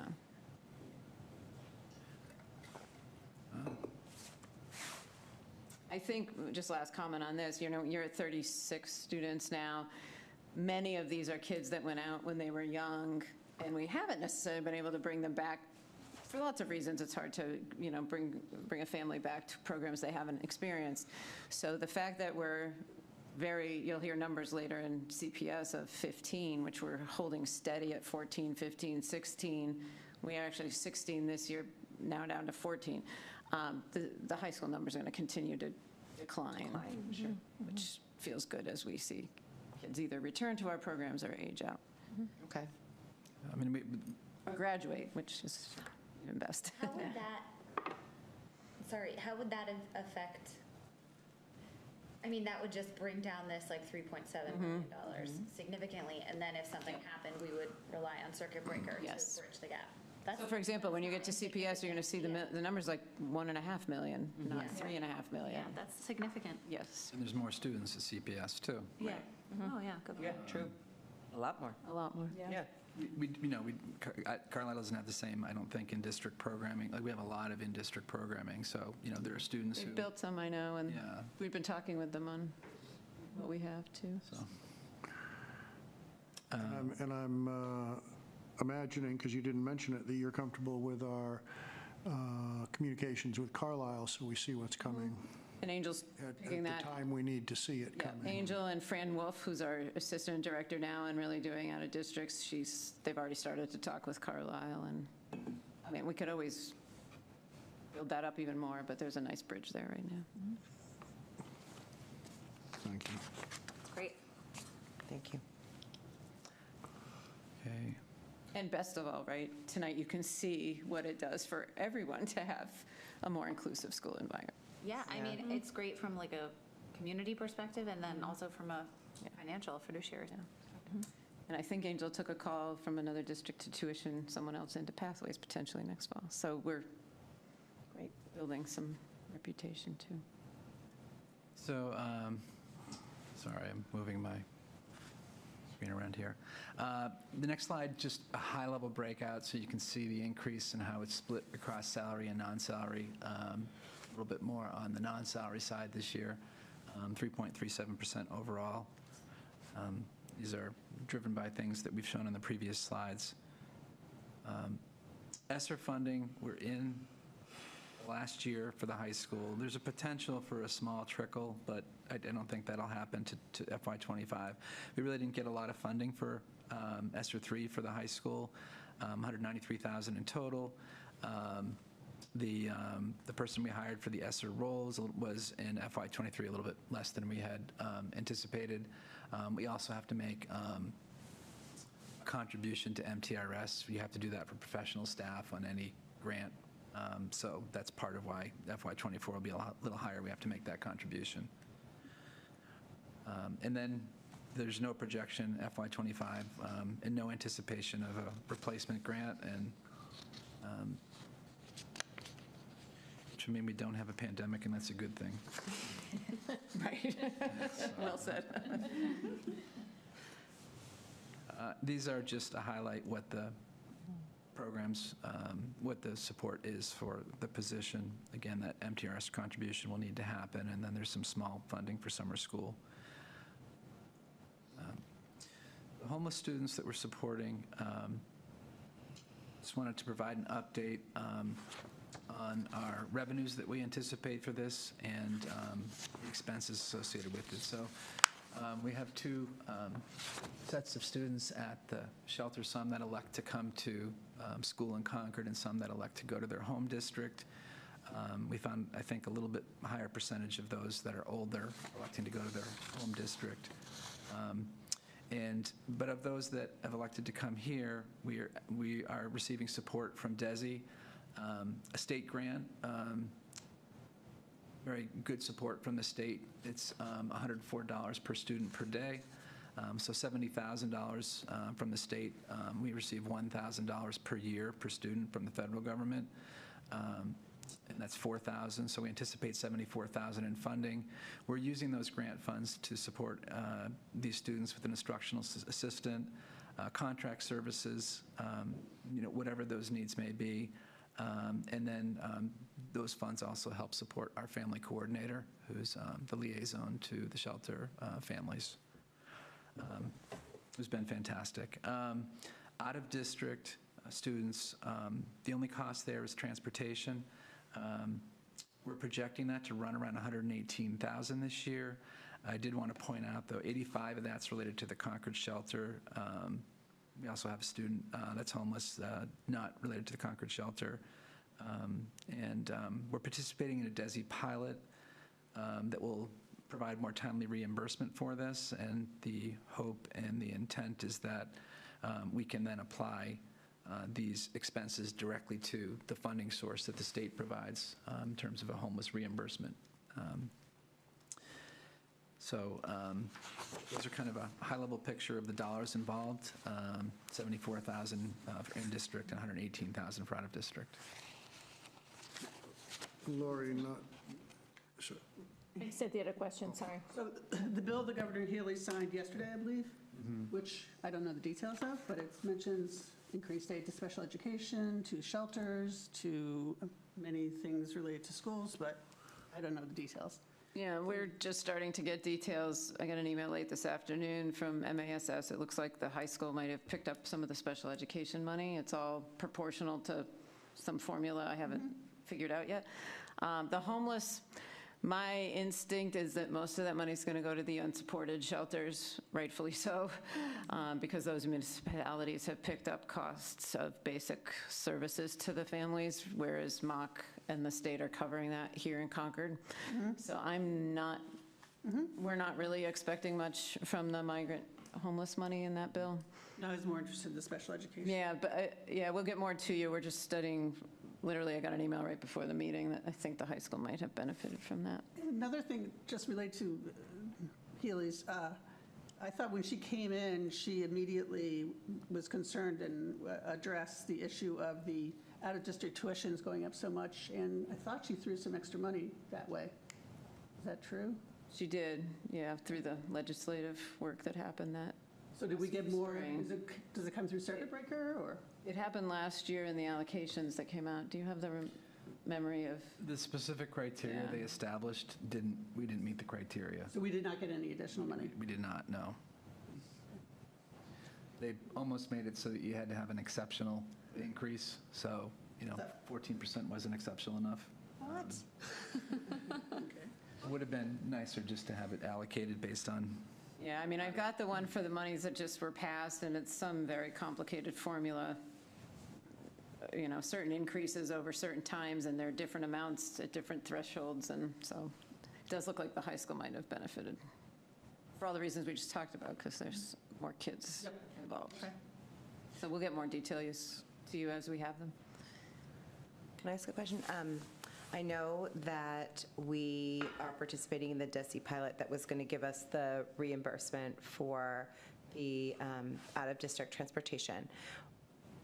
My initial memory suggests that this was a one-time kind of thing, or is there, or do we anticipate that they might evaluate it, oh, this was successful and we'll continue with it? Or do we really think this was a one-time? All my conversations with both the legislators and the DESE, they agreed to do that without really knowing how they're paying for it, because their funding is still coming in at the other, in the other process through the federal responses. So I don't see it happening again. I think they heard the cry for help from the districts that picked up pretty high costs in a short time in a late portion of the budget season, late part of the fiscal year, and tried to respond. And really what that does, you can kind of hear it here, it gives us the cash flow that we needed to get, get out of harm's way. So it could be the one time is enough, because now we're able to, you're able to keep our feet under us. Right. That's fair. Court, you have a question? Yeah, for lack of a better time and place to ask this one, I'm kind of sensitive to the homeless reference, and I wonder if that's stigmatizing for children. In your conversations, are there talks about housing insecurity? We've been calling it essentially emergency shelters for migrant families. So yes, we've morphed off of that more commonly. That doesn't mean homeless never comes up, and it's hard when the McKinney-Vento law pertains and it's homeless legislation. So super, just all worry trying to about be what sensitive. lands on young children. Yep. Yeah, okay, thank you.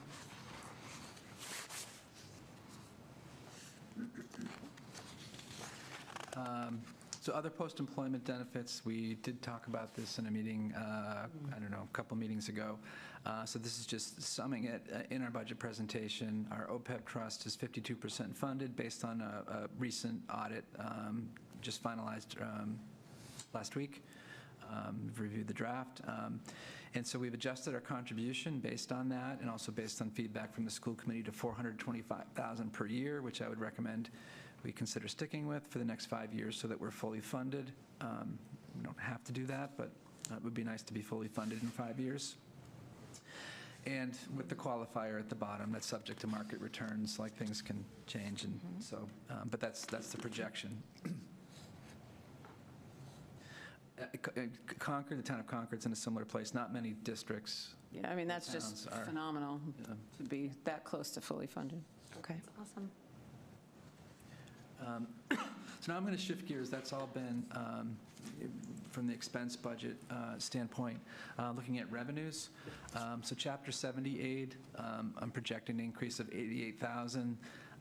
We were up a little bit last year. So that's $88,000 or 2.7% increase. Chapter 71 aid, we heard not quite promises, but positive news that reimbursement rate might jump to 90%. It didn't materialize. It was about 79 point something, 79.4 or 6%. So I've adjusted the Chapter 71 aid to align with what we received last year. That's a 6.3% decline, or $54,000 reduction. Interest income is increasing just based on higher interest rates, and that's $195,000, a large percentage increase. And then the rental income I've reduced to zero. We've created a facilities revolving fund that this rental income will go to, and that facilities revolving fund will serve as a buffer for unanticipated facilities needs, or just be directly used to support facilities needs in the year. Bob, very quickly.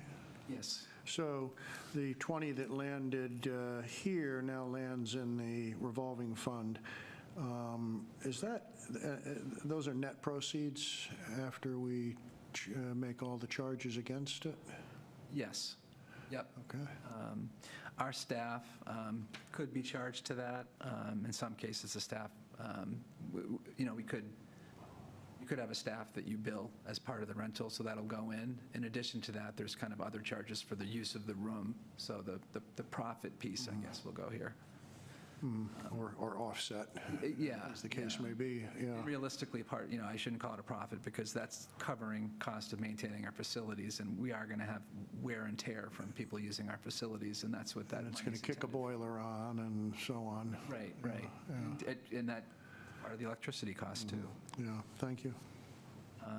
So in total, it's up 4.6% or $209,000. And you'll see later that helps on the assessment side. And these revenues are based on FY23 actuals with some trends and forecasts as we look forward. We level funded excess and deficiency usage at $300,000. We've had some favorability in revenues in prior years that at some point we might want to look at ratcheting the excess and deficiency usage down. However, I don't think we need to this year, and you'll see why shortly.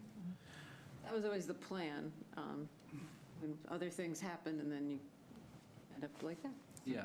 It was $680,000 when I got here 7 years ago, just so you can see the progress we have made. How many other grants do we have that impact our budget? How many other what? Other grants. Grants. That impact our budget. When you say impact our budget. METCO? So METCO supports, METCO staff directly supports our METCO transportation. I don't know that it provides budget relief. It supports our METCO programs. I'd like to sort of see that number as well, so we know how much we're incurring in METCO. Do we have anything that doesn't, that comes into the operating budget, for example, for METCO, or anything else that we get a grant for? Title 1, 2, 3, 4. Yeah, we can come up with a list of what grants we have and Yeah, include that. Yeah, that was something I was going to recommend we put in the, I put it in the end of year summary I reported. Because special ed is offset by circuit breaker, right? in both It is, districts. and I So- show it as an offset. Right, so, what's our total special education budget? Okay. Yep, no, I know what you're saying. There's a way to present that. And some of these, the intent here in the presentation is to show a high level of what's driving the budget, and there might be other things that we want to put in a budget book. But for example, I know that METCO Inc. is lobbying for more money, and she was not successful. I'm very upset about that.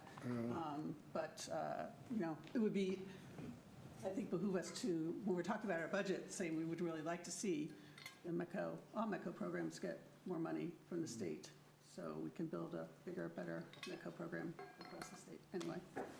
So can I just, what you're hoping to see is for certain programs, METCO and special ed being two of them, what are we actually spending? One big number, less the offset, so then, and then, because we're right now only seeing what's in the budget. That's okay, just to make sure I know what you want to say. When I hear this, I think of it as staying one step ahead of anybody who wants to inquire. It's already right there. Right. I just wanted to make sure I was. Yep. And we have some of that in the FinCom presentation. Actually, we have a separate piece that shows, but it's not broken out in detail. It's really it's a higher level. Are those the only two that would be? You don't know what you don't know, but those are the two I know of. Okay, just making sure. So if we can certainly develop a list of grants that we have and we receive.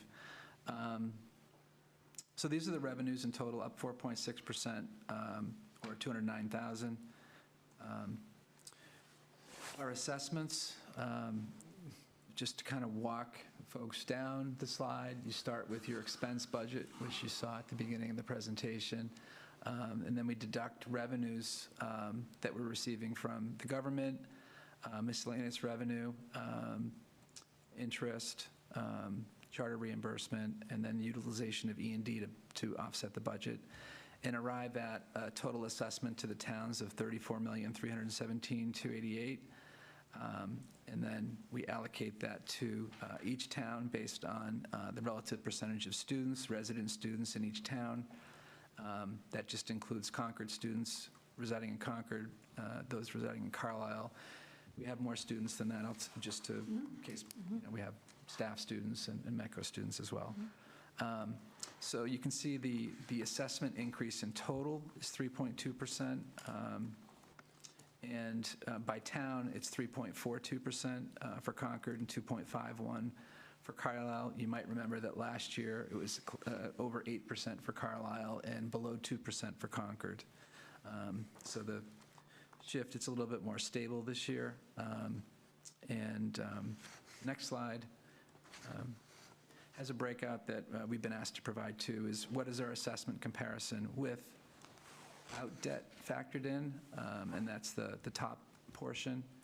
So we do get some benefit from declining debt service costs. And then when you include when you do include the debt service, it's 3.42% for Concord, 2.51% for Carlisle. And this slide just shows the enrollment-driven change. So the budget-driven change, if you take the 3.2%, I also, have shown the students in each district here so people can see the number of students that we're talking about. A slight shift can change it. Both towns went in the same direction there. It was a decrease, so that did help it remain relatively stable. The enrollment-driven change is 54,000, just below 55,000, shifting from Carlisle to Concord. Because of the larger base in Concord, that's 0.22% of the budget. Because of this relatively smaller base assessment, it's minus 0.7% for Carlisle. And so that is how you arrive at the assessment. I think that this is something Carlisle felt was helpful last year to see how much of when they had the large increase, how much of it is budget-driven, how much is enrollment-driven. So we'll probably include this breakout as a standard slide going forward. This is a new one for tonight, if I'm correct. Yeah, that's what I sent you this afternoon. Okay. Which I think will also be helpful to Concord FinCom, too. Helpful to Yeah. Carlisle and to Concord FinCom. Right. Yeah. There's a lot of moving pieces here. Yeah. So. Question on the guideline, is it set with or without debt? Believe it's set without debt. Okay.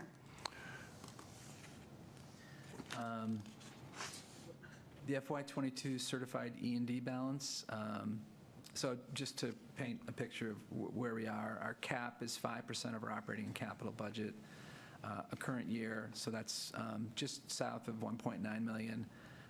Our certified E&D balance last year was 1,651,280.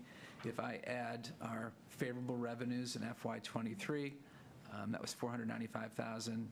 We had an expenditure balance remaining at $433, and then I deduct our E&D usage. We land at 1,847,264. That's just short of the 5% cap. We're at 98% of the cap. So when you saw that we were using 300,000, we felt like we're close to the cap. We should use the 300,000. If we were not so close to the cap, we might think about ratcheting down the amount we were using. So just kind of the rationale for that. And it's the last slide I have, and I think we had questions as we went, but if there's any more, we're happy to answer them. It was really helpful to have questions as we went along. Thank you. It's easier for me too, so thank you. Just, I sent a lot of questions last week, maybe one over the weekend. But they're kind of big level questions. They're not line item based. What's the process going to be for that? Do you want to handle some of it on Thursday and some tonight, or how do you want to go about the questions? Sorry, I was away during the question process. I kind of defer to, us. yeah, I mean, it's 8 o'clock. I think what I was hoping was. On Thursday. Yes. No, I'm not asking for, they're obviously. Oh, yeah. So no, what I was thinking was when we have our budget workshop, which is, I think, we're not going to have a big presentation that, takes a long time. Yeah. So that would be a better opportunity for us to dialogue and. I need data, that's what I'm saying. Ask for like big picture. Yeah, so I think that data will be brought on Thursday. Okay. And so then I have just a few other little questions, but if other people. I mean, certainly we can have questions. Why don't we, if you have little questions, why don't you go? Go ahead. So this has been consistent, at least for last year. I'm just curious why Bob and the director of IT are 0.5s across the two. The 50% split? Yeah. Do you want to answer that? Just, I mean, it's not a big deal, it's just. Historically, it's been 60-40, correct? Right. I mean. There have always been positions that are 50-50 based on the. don't know, finance work tends to be driven. No, that's fine. It's to budget, you know. It's not new this year, so, yeah, okay. That's not new. I know it's a bit of a sensitive topic, but I noticed there's some 2.75 increases and some 3.0 increases. And I'm just curious, why isn't always 2.75? If I had not budgeted, so last year the school committee approved an increase of 2.75. For some of the people had been budgeted at 2.5. Some of the positions have been budgeted at 2.5, so There you that go. extra 0.25% adds in. That's fine. So Mosul wasn't in the budget at all, It was not. and wasn't for CPS either. It was not. But it's going in both now? Yes. But it's not a driver, it's not identified as a driver at CPS, I don't think. I listed software. I didn't Okay. list a specific one. So that's whatever the number is, the It's part of that. 40-60 split, or the 60, Yeah. okay. Yeah, there's multiple things to driving it in CPS. Because it's definitely not a nice to have, it's a living in that world. Yeah. It's not just, I think they have it before, you need to have some kind of device management system, or otherwise you're not going to be do managing your anything. devices. Yeah, okay. Yep. We have a Concord guideline and a Concord Delta. FinCom in Carlisle, remind me when? We're meeting with them Monday. Monday. Monday, okay. All right. Do we know what the Delta, well, we do. What's the Delta right now for Concord? We're close. No, you're not. It's 4.18 right now, without the debt. But we send forward with debt, right? So that needs to get clarified when we meet with them next week, to be sure we're talking apples to apples, just because it wasn't super clear. I was on the meeting when they set the guideline. I didn't hear, I assumed it was without debt, but I didn't actually hear it stated as such. I think there's some other discussion to have with them that, it wasn't a meeting I was invited at when they set the guideline. I got invited to speak, but I wasn't supposed to be there. So I think we have other things to maybe talk through with them as we go forward. One being the enrollment shift being slightly to Concord. Two being there are things that are outside of guideline for the town that are in guideline for the high school, like insurances and workers' comp and all of that. Typically, we get a little bump up in the guideline because of that, and right now we're flat. So I'd like to at least have that conversation with them before we assume exactly the delta that we have right So now. are the chairs asking for, well, Tracy, in this case, are you asking for another audience with them? We have another audience with them next week. Yeah, for next Thursday, the That's the 14th. Thursday. 14th? Okay, thank you. 14th is what I heard earlier tonight. Yeah, 14th. Okay, Yep. yeah, okay, thank you. Alexa. One of the things that specifically in the region, there seem to be for students and families many more opportunities to charge fees, athletics, parking. We've shifted the burden of school supplies to families. Have those fees been modestly increasing, staying similar? Like, do we have 5-year, or do we have, like, anecdotally, I don't need real data, but like trends for parking, specifically, I guess, like parking fees and athletic fees? If I think about, a family that, very quickly could cap at $900 for sports and then $300 for parking. And I just didn't know. 300's longstanding. Yes. Was that way when I arrived. The athletic fees, we increased by $100 in my probably second year, 5 years ago. 2018, yeah. Is that right? It was, Okay, so, Yeah, and prior to that, it had been sort of consistent for a long time. Yeah. It was 200, and it shifted For a up to very long 300, time. yeah. and I will tell you, part of the parking discussion, among other things, is the cost of the fees. Sure. We hear it regularly. Yeah. So I don't, Yeah. Well, and even that shift in athletic fees, when you move from 200 to 300, the family cap was $600, and then it quickly goes to $900, right? And it's,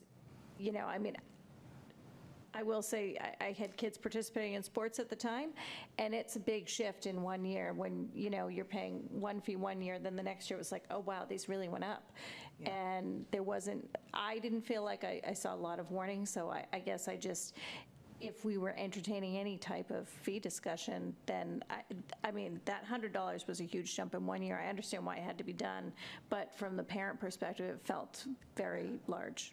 Can I just add to that? The intent of the size of it was so we wouldn't be doing it every other year, yeah. doing it more Yeah. frequently. Now, do I know when the threshold is to revisit it? That's what I was think wondering, that's I think you could employ sort of two strategies. You could have incremental shifts every year, 300, 310, 320, those kinds of things to make it, that's sort of one strategy. Or you do sort of what's been done, where you keep it kind of long-standing for a long time and then make a larger jump.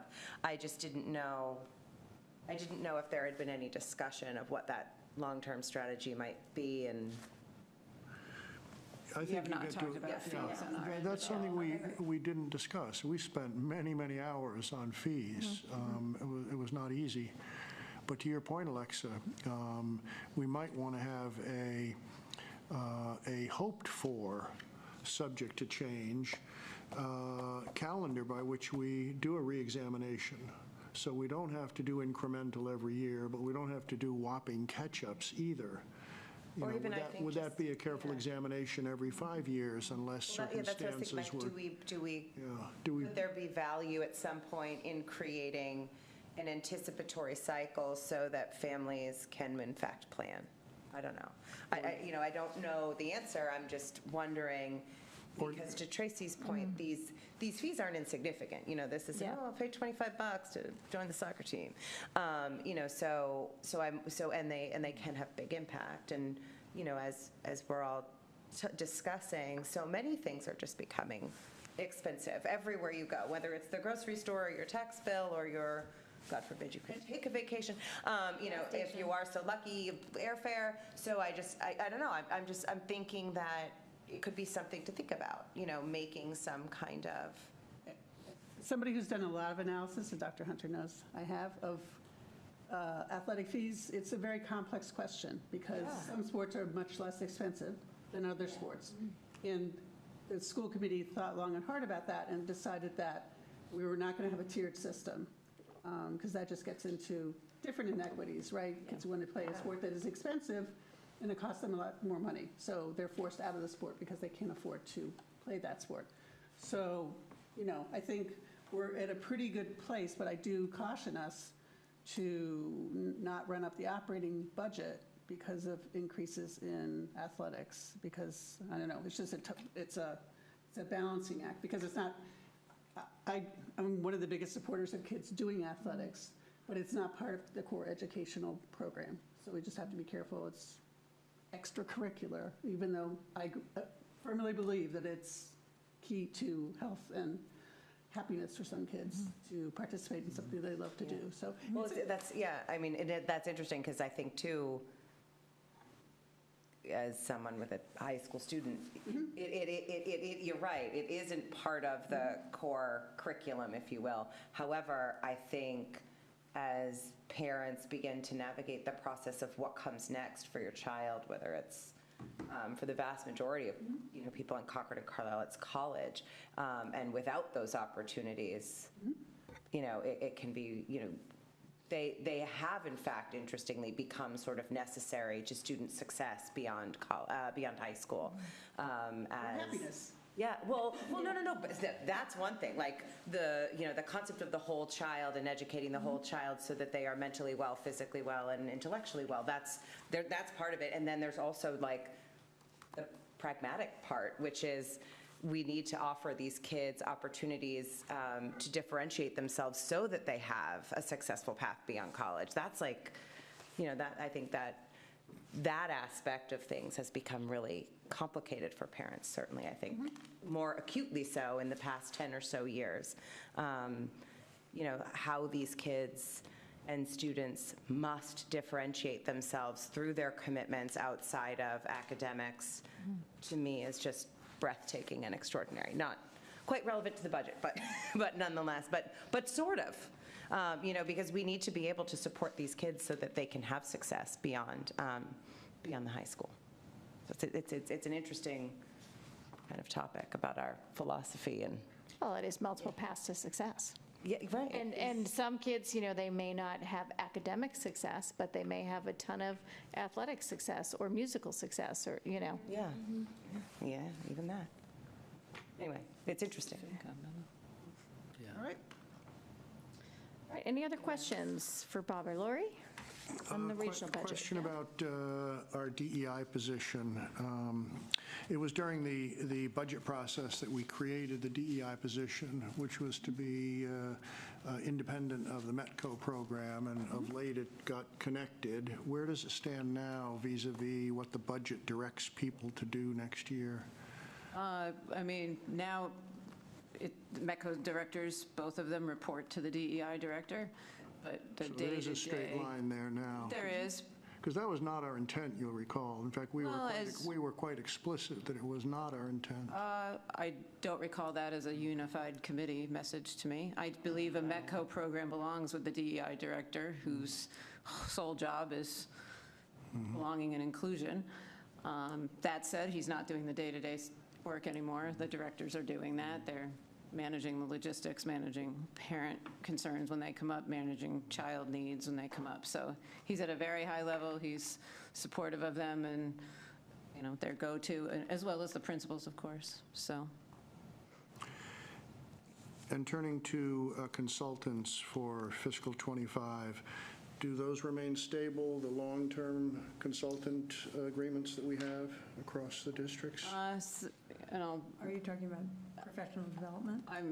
Consultants in general. Yeah, I think we use them for different purposes. I don't know where all the consultants live, but. Sometimes we need their expertise, I know, specialized. Restorative. I'm asking about long-term. What do we have? Long-term, some of them are advisory to us. And I don't know if you're talking about some of the ideas consultants that have supported us for longer-term needs, but they're very helpful to come in and keep current with the research, with the work in the field, and advise us at a much lower scale level than a consultant like the restorative justice work we're doing, where they're coming in and running multiple trainings and visiting every school and running staff meetings and things like that, versus a check-in person who is on call when we have questions. So is that to say that the people and the costs are similar fiscal '25 as fiscal '24? Yes, yes. Okay, thank you. It all aligns with the strategic plan. So, for example, mental health and well-being, we have put into place a SEL curriculum in the elementary school, and we have like a 5-year rollout plan and training plan for that. So that's one of the costs. So most of them, consultant costs, we can anticipate for 5 years because of our strategic plan. So it runs the life of the strategic plan. Do consultants ever run the life of what it takes to enable our own people to be more capable and take on those roles and those skills and those skills? Yeah, that's what I was going to ask. Training the trainer. Absolutely, that's definitely the model. Because that's another model that's a worthy investment of a different kind. Yeah, okay. So do you see, so for example, restorative justice might be something that is newer to the district. Those weren't consultants that we had 5 years ago, right? So my question, I think, is even more explicit than court. So do we see sort of cycles, if you will, where we are invested in a type of training? Or I think about even like deeper learning, where, to Court's point, we employ a group of consultants that work over the course of, 1 year, 3 years, 5 years, to create a base level of expertise within our own people, and then those people sort of cycle off, but then there might be something new, in this instance, restorative justice or deeper learning. Yeah. Do we see those cycles where? Almost always. Okay. So just to give maybe 2 examples of things that are now in the past. I think 4 years ago, we instituted a committee to look at making all the literature that we read more diverse. So we worked with a national expert, Dr. Kim Parker. She's written several books on this topic. So she worked with our group, our training group, so about 20 people. We developed a tool to review all literature. This was one of my favorite presentations from like 2 years ago. Middle school, high school, and now Dr. Kim Parker has moved on to even greater things, but the 20 of us are still here using our tool. Using and those going tools through that all she, of our- and I would think similarly too, we would see things, not just in social emotional learning, but in curricular stuff with literacy or all of that, so. Okay. Yeah, another.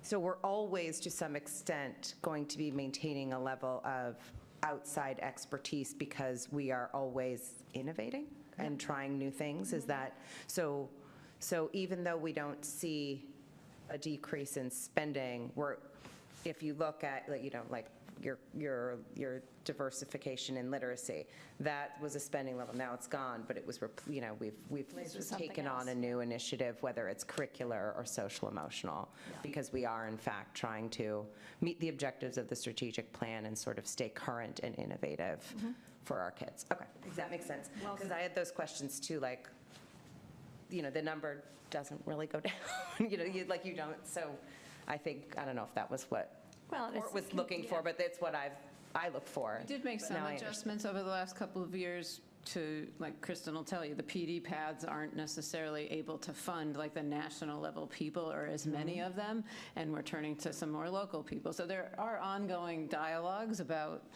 how to cost manage all that progress we're trying to gain.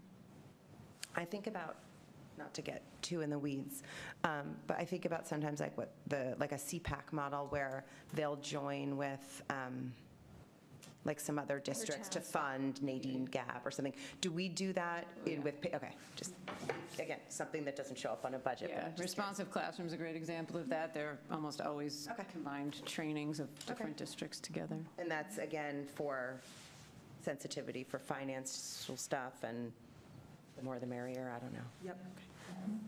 And even just logistically, if you're trying to train an entire staff, you have to offer many opportunities for it to fit in their calendars, right? So the more we all collaborate, the better. That's interesting. Thanks. All right, anyone else before we finish up on the regional budget? No, okay. Thanks, Bob. Thanks, Bob. Thank That you was both. really helpful. Thank you for all that hard work on that. So this brings us to a discussion of the campus cell phone tower. So we have put the potential campus cell phone tower. Sorry, I misspoke again. So we put some questions to the town, and I think you have those in your packet with some answers. We still do not have all the overlays of all of the carriers for that. So I see us in a holding pattern right now until we have all of our information. I think we're going to continue to have these discussions about where we're going. We've heard from the public on this. We've heard at our meeting tonight. We did the survey. We know that I think everyone can agree that we have some connectivity issues on our high school campus, and there is a lack of cell service up there. And now the question is what are we going to not what are we going to do about it, but are we going to engage with the town over this? Are we going to move forward? So I would love to just kind of get a sense of where people are at. Alexa.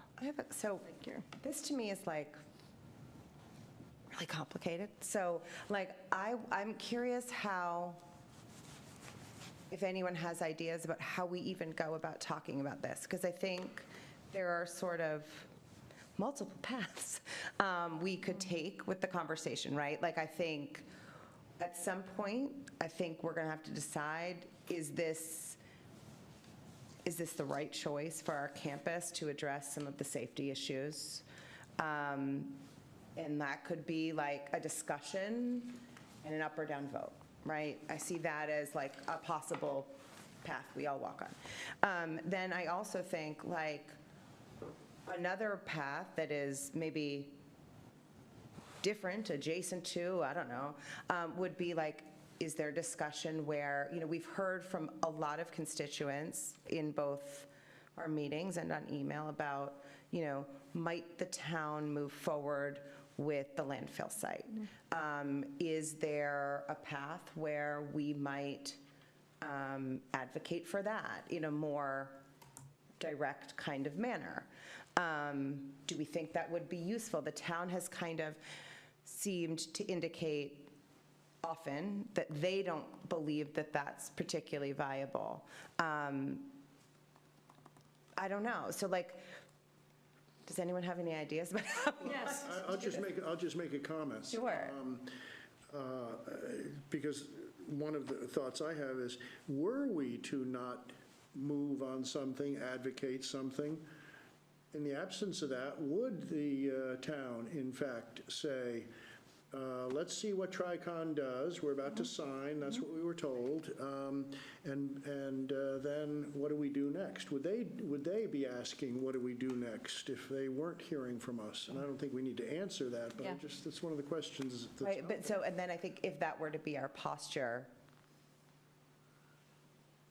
would it be stronger to advocate that they look somewhere specific or elsewhere? Because I think potentially there could be some, let's say it came out that we took a vote and the vote failed and we were not going to pursue a cell phone tower on the campus, right?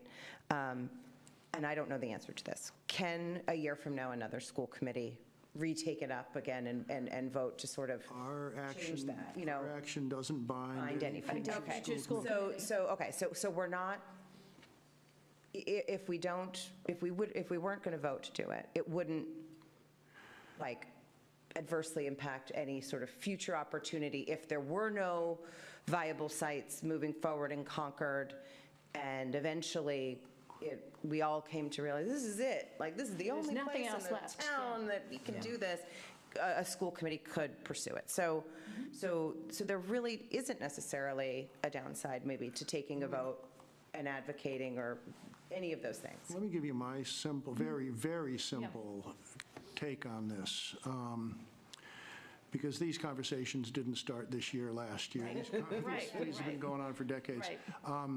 If I were to oversimplify it, I would say and we could talk financial, we can talk many aspects of this, but to me, it really focuses on the high school argument is one that for some people is very much around health, not because of a cell tower per se, because they're ubiquitous, they're whatever the word is, they're everywhere, but rather the proximity to kids for long periods of times, developing brains. And then we go to the landfill and we have a very different kind of argument, which is all about would we deface Walden Woods?